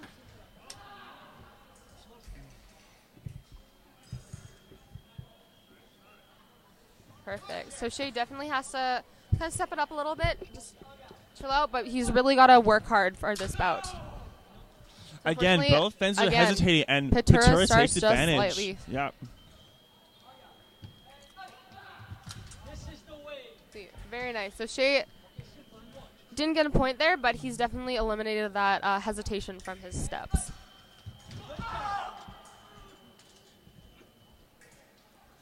So it looks like there's been an injury. So it looks like we have a hard wrist hit. Not quite sure what's going on. I think we might take a 10-minute injury break here while we get medics over. We'll take a peek and see what's going on. So when a fencer gets hurt, you do have 10 minutes of injury time, and you'll be assessed, and the medical will say if you're able to fence or not, and to assess the injury. You only have 10 minutes to decide if you're ready to fence or not again. Yeah, it looks like from the tape on his wrist, he's already injured his thumb. So they're just taking a really quick break so that he can tape it a little bit more. Yeah, McFadden does have a competition in Australia coming up, so we're going to see if he fences or not.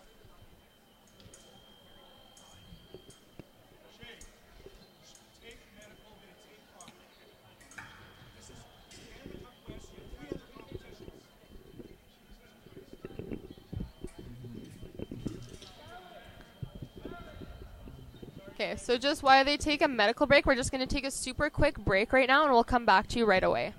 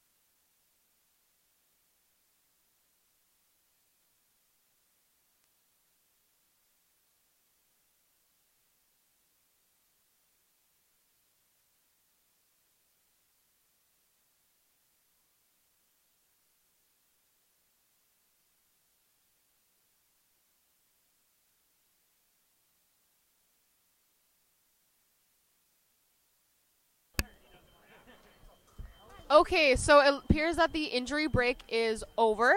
Shea's gotten his hand taped up, or McFadden's gotten his hand taped up. He does have a couple big competitions coming up, so he doesn't want to risk injuring himself further during this smaller competition. So the score is currently 7-1 for Philip Petura. Just finished his 10-minute injury break.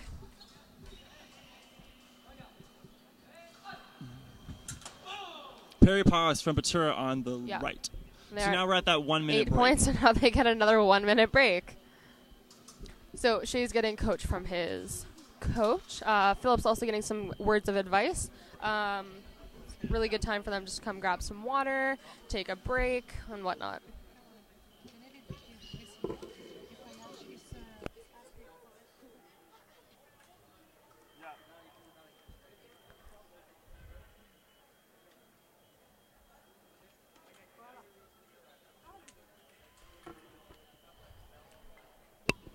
Okay, so about 25 seconds left on the break. Just waiting for those fencers to start again.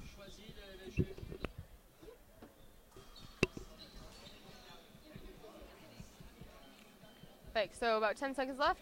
Fencers starting to come back to their lines. Test each other, salute each other, and then salute the referee, and then they can start once again. All right, here we go. Second half. Let's see if McFadden can pull out of this loss here.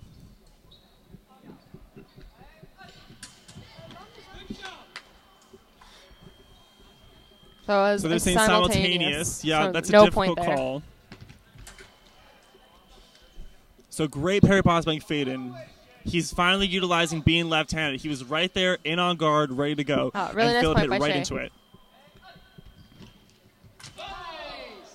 So here we see a decrease of that hesitation that we saw before, and that's why it was simultaneous. Before, in the last half, it was nice mostly hit by Shea. Petura's. Very nice hit by Shea.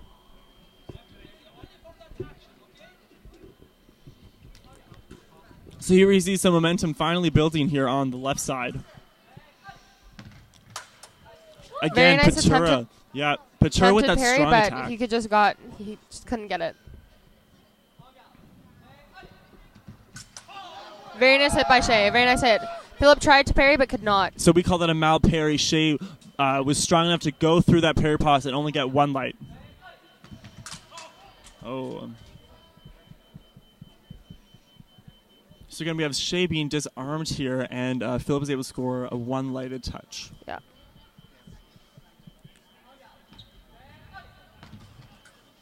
Great Very idea nice. here. McFadden trying to do a counterattack. Probably not the best option for being so close. He was also off balance, but that was a good idea to finally mix it up in the middle and make Petura fall short. So McFadden with big steps in the middle here. That can be dangerous. Petura could have done attack on preparation. Luckily he didn't, so it's just simultaneous, no points awarded to anybody.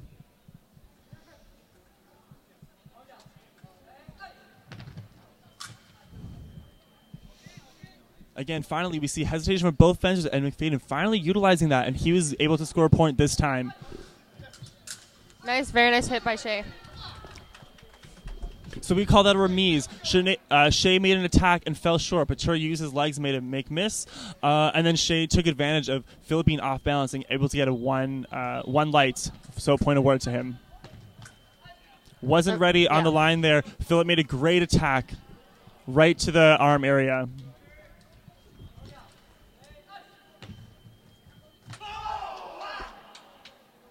Yes, that's right. McFadden is still pushing forward. It's small steps, but technically still his attack. And we see Petura take a couple steps back before making an attack. Good nice miss by Faden here. Let's see if he utilizes the piece. Very nice hit by Shea. Petura was not able to get that parry, and it was Shea's point. Very nice. So he's definitely catching up there. Only 4 points behind now. Very good attack, and that's what we like to see. Fencers utilizing the whole piece. Very nice. That was a very nice point by. We're saying parry pass for Petura. Yeah. I don't know if he meant to do that, but Shea kind of hit into his blade.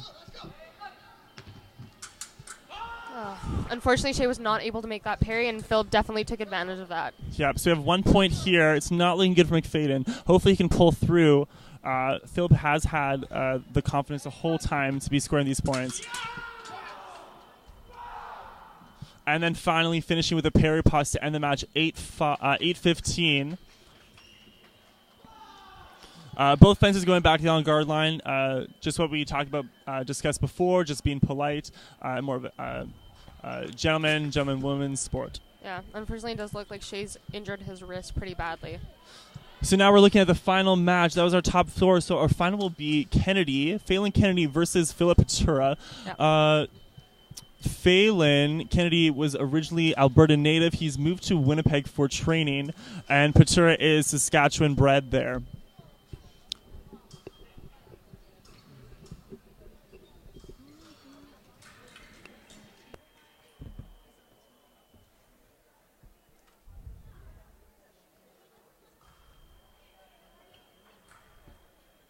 Yeah, so Shea and Philip just need to be signing that sheet there just to acknowledge, like, yes, this is a score, whatever. And then Philip usually will be the one to take it up to the DT, the Directoire Technique, or the technical director, just because he is the one that won. So unfortunately, Shea is done for the day, but it might be better for him just because he's injured his wrist so badly. Yeah, that's right. I believe he has Kansas City next week for a North American so he's got a lot more important competitions coming up, so he shouldn't work himself too hard at this one. Yeah, definitely not. Him being a cadet, it's not too bad losing as a senior. He's getting good exposure to higher level fencing, and that's what he needs to really develop into that junior category that he'll be in a couple years. Yeah, absolutely. Just a reminder for everyone who's maybe forgotten or is just joining us, cadet is under 17, junior is under 20, and then senior is all ages. So just waiting for that final to begin. It should begin any minute now. As you can see, there's lots of people watching that foil bout all the way back at the end with Misha presiding. Yeah, I believe that is a semi-final, Maya, and hopefully we'll have our final on this piece here. Yeah, we actually have we one of our Manitoba bred fencers. He is fencing on the right, very far away. Not sure if you can see that. He's the taller of the two fencers, a that's proper right. poet. He's left-handed, so hopefully he can utilize that when he's fencing against Shen there. We'll see how that turns out. Unfortunately, we can't see the score there, but hopefully big crowd, must winning. be pretty close. Everyone's looking pretty intense there. Long attack, unable to find the target. Fortunately, a little too close there, no hit.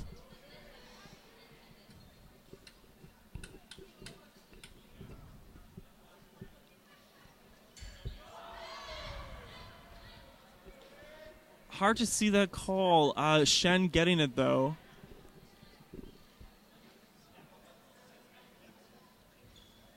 Okay, it looks like our fencers on Piece 8 are getting ready for that final bout. This is for gold. The loser is guaranteed a silver. In the last couple of bouts, everyone that we saw fence was guaranteed at least a bronze. So McFadden and Jane both have bronze as it stands, and then either Kennedy or Petura will have a gold or a silver.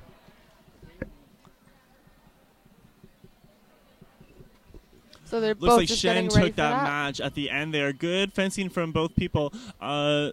Liam on the right there probably could have utilized his distance a bit better. He looked like he was falling short on lots of his attacks, so maybe a little closer in the future would benefit him a lot to getting those touches.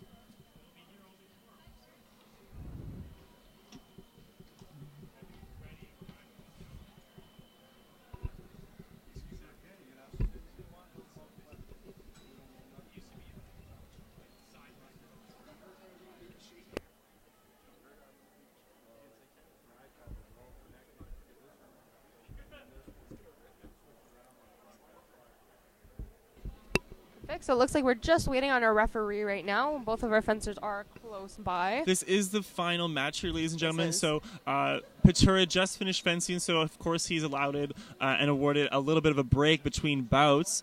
And that's what we're seeing here. We're just in between things right now, but we should have the final coming up quite shortly.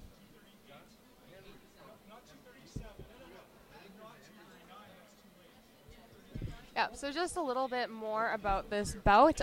Philip Petura and Phelan Kennedy are both national team, I believe.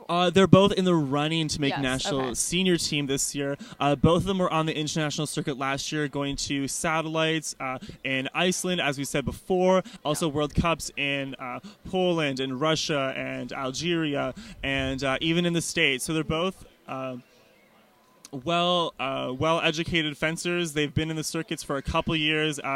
They're both extremely experienced, and they're here to win today. Yeah, I think it'll still be a pretty evenly matched bout. It'll be a very interesting bout to Very watch evenly for matched. sure. Petura was a strong cadet when he was U17. He took a couple years out of junior, so it's nice to see him back here in the senior level. Phelan Kennedy, a couple years younger, has made really good results in junior, still trying to find his way in senior in terms of fencing, in terms of timing. So we'll see, hopefully in a couple years, his development grow. But both these guys, really strong, really good fencers, and this should be a great match to see. Yeah, absolutely. In the end, though, this tournament really is about just like getting experience, getting practice. It's a good first tournament of the season. Just for preparation for those more important or larger That's events. right. I believe Petura actually came back from a satellite in London. So this is a good little checkup tournament to see where he's gone wrong and kind of improve from the mistakes that he made at that competition. But once again, these guys have fenced each other for many, many years.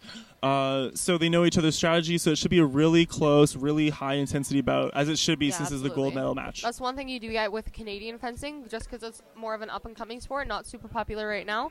A lot of these fencers have fenced each other a lot of times. So at most national events, they've fenced each other at least a few times. So it looks like they are All testing, right, ladies and gentlemen, ready to go. they just tested. Lights are looking good. Still waiting on that referee to start.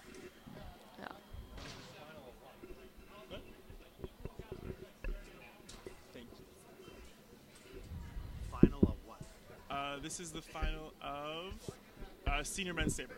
Senior men's? Senior Men's Saber, yeah. So here we go. We have Mr. Moore as a referee. Great referee. He's actually ex-national team. Made great results a couple years ago, I believe, in Budapest, and has now just chosen the refereeing course. Great referee. He's a great young referee, and Canada's really proud of him. Perfect. So it looks like we're ready to get started. Score is now 0-0 because I just reset the clock. They're just hooking each other up, making sure their helmets are connected to that head wire there, so make sure that's all electrified and that valid target. And it looks like they're ready to go. Philip with a good make-miss there. Phelan with a make-miss. Philip with another make-miss. Phelan with a counterattack. Phelan is very strong, was able to get right through his on-guard. We're going to see that a lot. Phelan does utilize his height a lot, and Petura's got to work his way around that. Absolutely. Petura looking for a parry, unable to get it. Phelan finds a different target.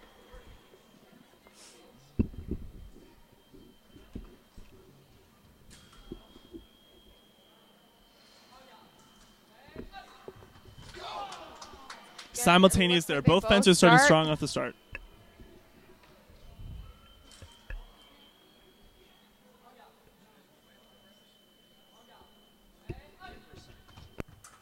Phelan with a great make-miss. Able to use that really long reach and get Petura just on the shoulder. Phelan, high intensity here. We're seeing a lot of yells after every single point, and that's kind of messing with Petura's mental game here.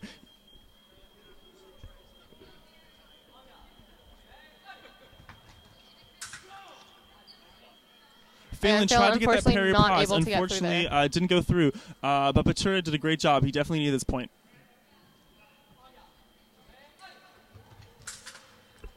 Really great lunge. Philip tried to parry, but unfortunately Phelan was just too fast and too strong and got through that parry right there.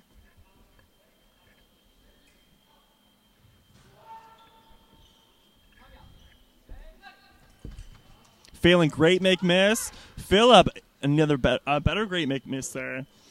Utilizing the piece, small footwork in control. Phelan making miss. Both these fencers can't seem to get a good attack here Lots today. and lots of back and forth, as you've seen previously in Saber.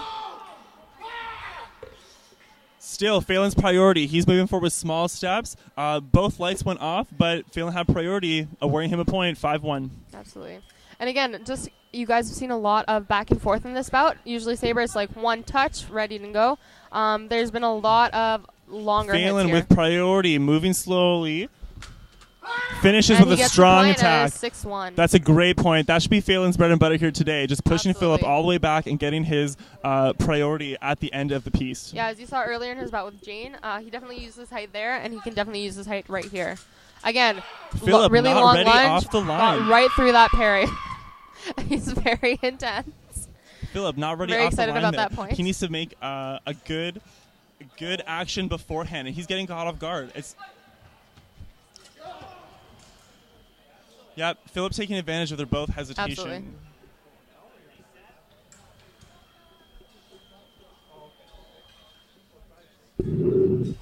Phelan just confirming that point with the referee. Just wanted to make sure what he did wrong.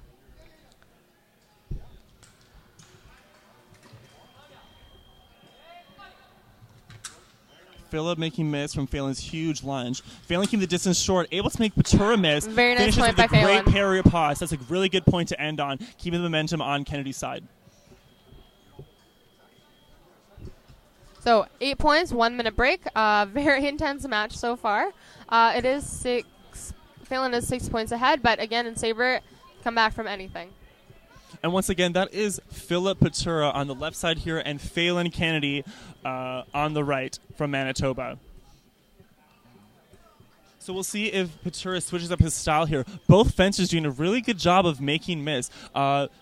Kennedy doing a great job utilizing the end of the piece. He's catching Philip off guard, and with his long attacks, that's how he's awarding those points there. Phelan's also utilizing his strength, breaking through a lot of Batura's parries. So we'll see if Batura can clean this up a bit, or if Batura will take more control over the middle.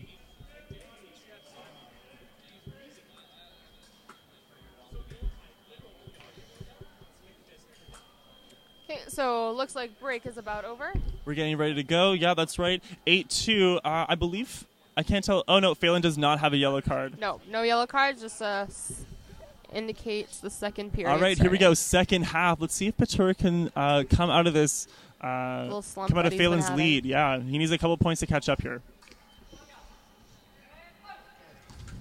Phelan strong off the start, getting that priority. Very nice hit from Phelan. Uses that priority, just pushes yeah. all the way through. Once again, Batura can't get through with a good, clean parry pause. He keeps getting malparade because Phelan is just so strong.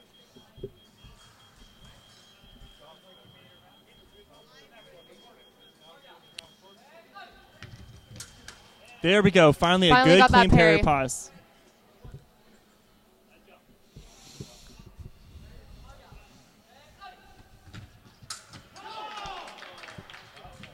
Unfortunately, Phelan did not get that parry. That was Batura's. Yeah, Batura's kind of finally caught on here, getting 2 points in a row that he definitely needed. That strong attack there. Phelan did miss that attempted parry, so Phil was able to get all the way through that good, strong Phelan lunge. Kennedy losing his momentum just a little bit here as Batura scores 3 points in a row. But again, Phelan able to break through that attempted parry That's by right, Batura. yeah. Batura needs to watch his distance. It's very important when you're fencing someone so huge. Every step has absolutely. to be prepared before. Because Very nice make miss from Batura right there. if you're too close or too far, things are going to work out for you. This is good. Good patience here. He's still in control, pushing Phil to the end of the piece. Good. Phelan with a very nice hit. Did not have priority there, but was counterattack, able to get yeah. right through there. We've seen that a couple of times from Phelan already today.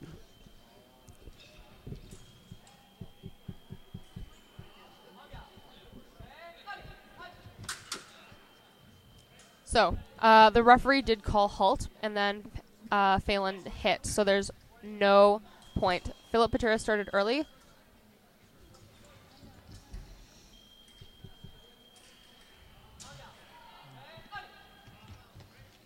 Philip doing a great job making Phelan miss. Now, can he utilize his priority here? We haven't seen that today. There it is again, not utilizing the whole piece.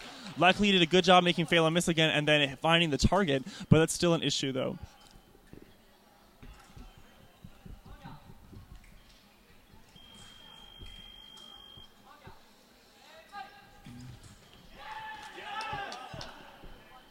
Both fences going forward and pausing. Phelan Kennedy taking advantage of that. Looks like he started just slightly before Philip after they both hesitated right there.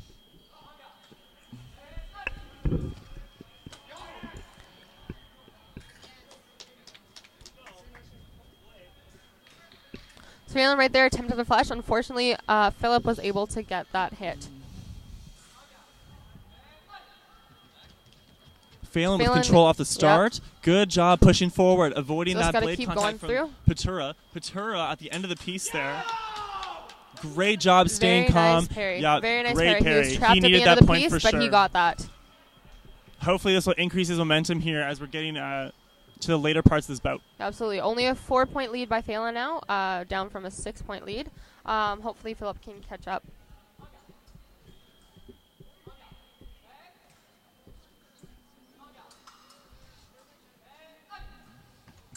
Phelan with a really nice hit right off the bat. That huge lunge, as per usual. Yeah, Petura with that mal parade. He was better off using his legs. He did a great job making miss of Phelan's huge lunge. You need really strong leg power for that. He should shy away from that parry pause and go back to using his legs. There Again, we go. with Same that big thing. lunge, exact Mal same parade. thing, got right through that parry. And with a lot of fencers, that does work. With someone who's 6'8" and really strong, that doesn't work. He needs to mix it up a bit.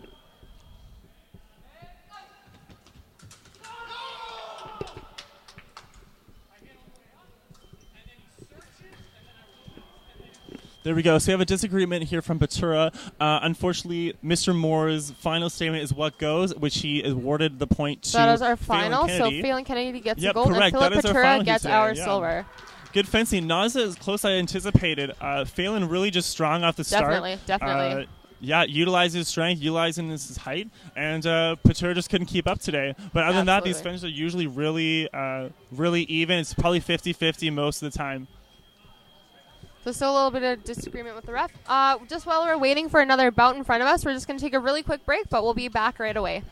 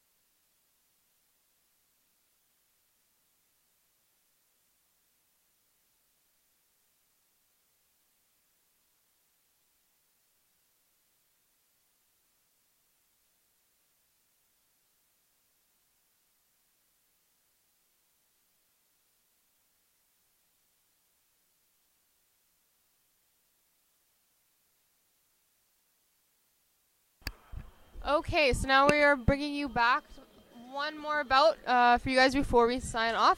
Just on Piece 8, this is the men's junior foil finals. So we have Boris Boyanov, and we also have Shem on. We also have Guo on the left. Both right-handed fencers. Both right-handed. We saw Guo in pools, very strong fencer. Boyanov, also a very strong fencer. Both are junior national team hopefuls. Yeah, for this year. You can see by the patches on their pants. And again, foil is to 15, but it is 3 3-minute periods. So a total of 9 minutes fencing time. The 1 minute break in between. Here we go. Each. Strong footwork right off the start. They're really getting to it here. And beautiful flick. Very That's finally flick something that we saw utilized Boyanov. today. Wilson was unable to do that earlier. Yeah. Very strong start right off the bat. Very nice hit from Guo. Really great parry post. Great parry pause. Good target.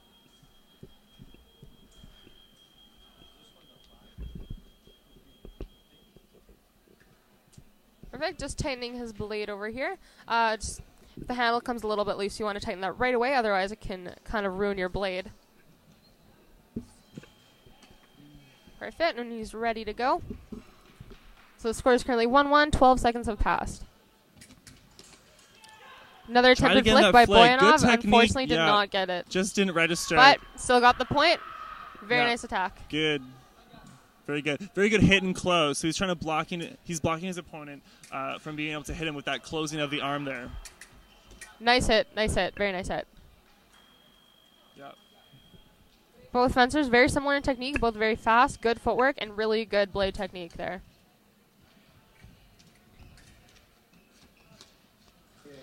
So Boyanov pushing all the way to the end, but unfortunately Guo got that hit. Yeah, Guo's taking advantage of Boyanov's big step inward to really get that counterattack.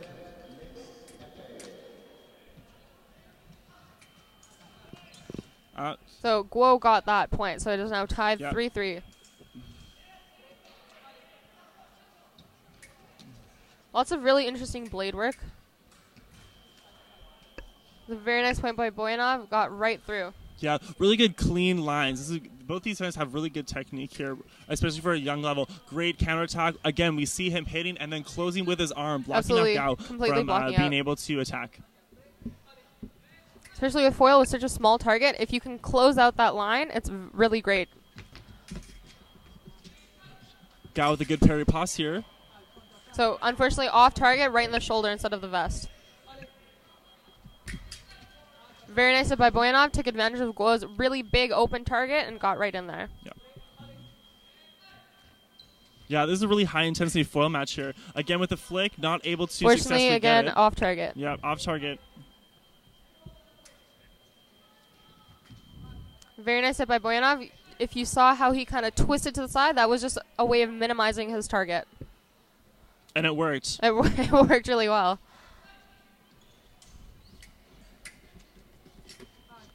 Again, nice hit by Boyanov. Very good. A little slow on Gao for his parry riposte. Definitely. Off target again. He just needs to find the target, and then he'll be doing perfectly fine. But unfortunately, Guo seems as constantly missing the target by just a couple inches. Great parry riposte there. He stayed calm when he was back on defense, going all the way back to the end of the piece, and then put a strong parry riposte. Very good.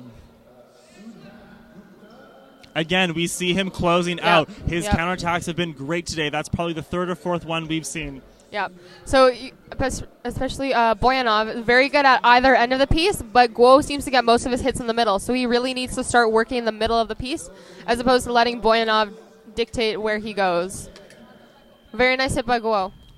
Yep, taking advantage of Boya's larger steps. Finally got that target there. Yep.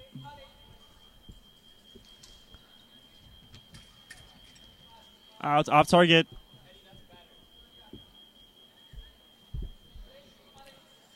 Now we see the score is 4-10 here. That's a pretty big lead in for foil. Foil especially, yeah, that's a pretty big lead. Like usually you can come back after 3-4 points, but 6 points is a little off target much. again. Again, he's hitting that white part of Boyanov's shoulder there. He really needs to find the target. He'd be getting a lot more points if he could.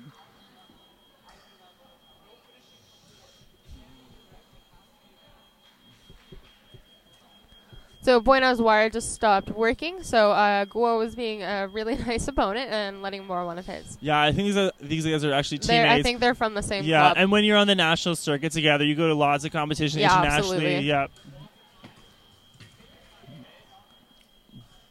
Even though fencing is an individual sport, there's a big sense of... Of course, yeah. You travel with your team all over the place, so it's good to have good connections and friendships there. Yeah, absolutely. Here we go, back to the bout here. Well, really nice point. Yeah, that's his first strong attack here that I think we've seen I think today. that's the first one he got in this. Again, with that close out, yeah. He's probably got half his points already just from that counterattack. Yeah, absolutely. Very good blade work. There we go. Good strong attack from Guo This right seems there. to be working. This seems to be a good strategy. Seems to be sparking up, using what skills he has to his advantage. 6-11, yeah, he's closing the gap a bit. Still got a long way to go here. Yeah. Off target again. Really needs to get his point right on target. Very close together. Unfortunately, again, off target.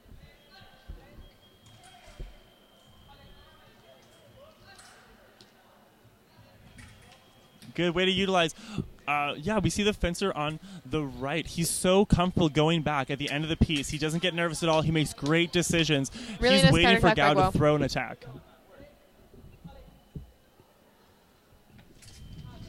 Fortunately, off target. Gap is closing a little bit. It's only 4 points as opposed to the 6 it was earlier. Again, another off target. Again. Buenov with priority here going forward. Good blade movement. We see Very counter nice attack. Guo. Yeah. I think that's his second or third counter attack here. I think it's his third one, yeah. Yep. Good strategy for him to get because he's just getting those attacks. Once again, throws it 3/4 of the piece.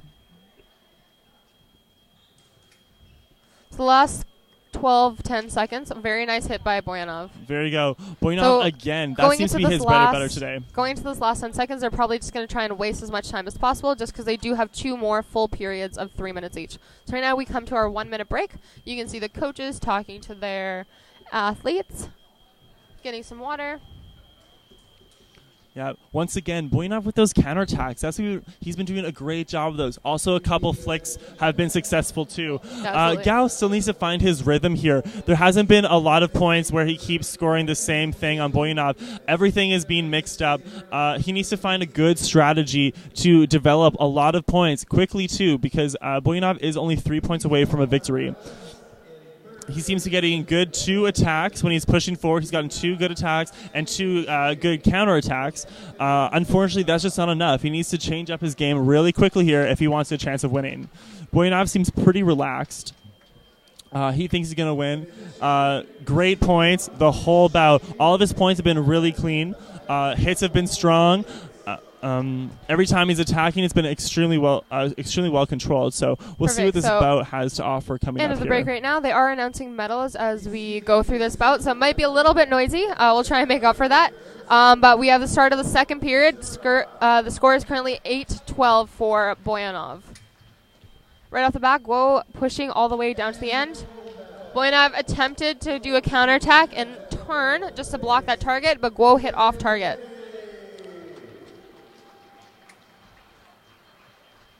Buenov again pushing Guo all the way to the end of the piece. Short attack there. Definitely seems to be more comfortable. Lots of back and forth. Guo did get that point, so gap even farther closed. So only 3 points between the two.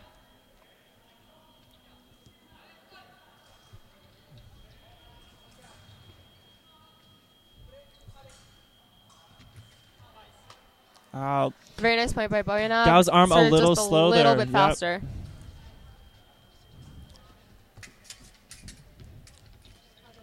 Very nice attack. Buenov definitely feeling the heat a little bit.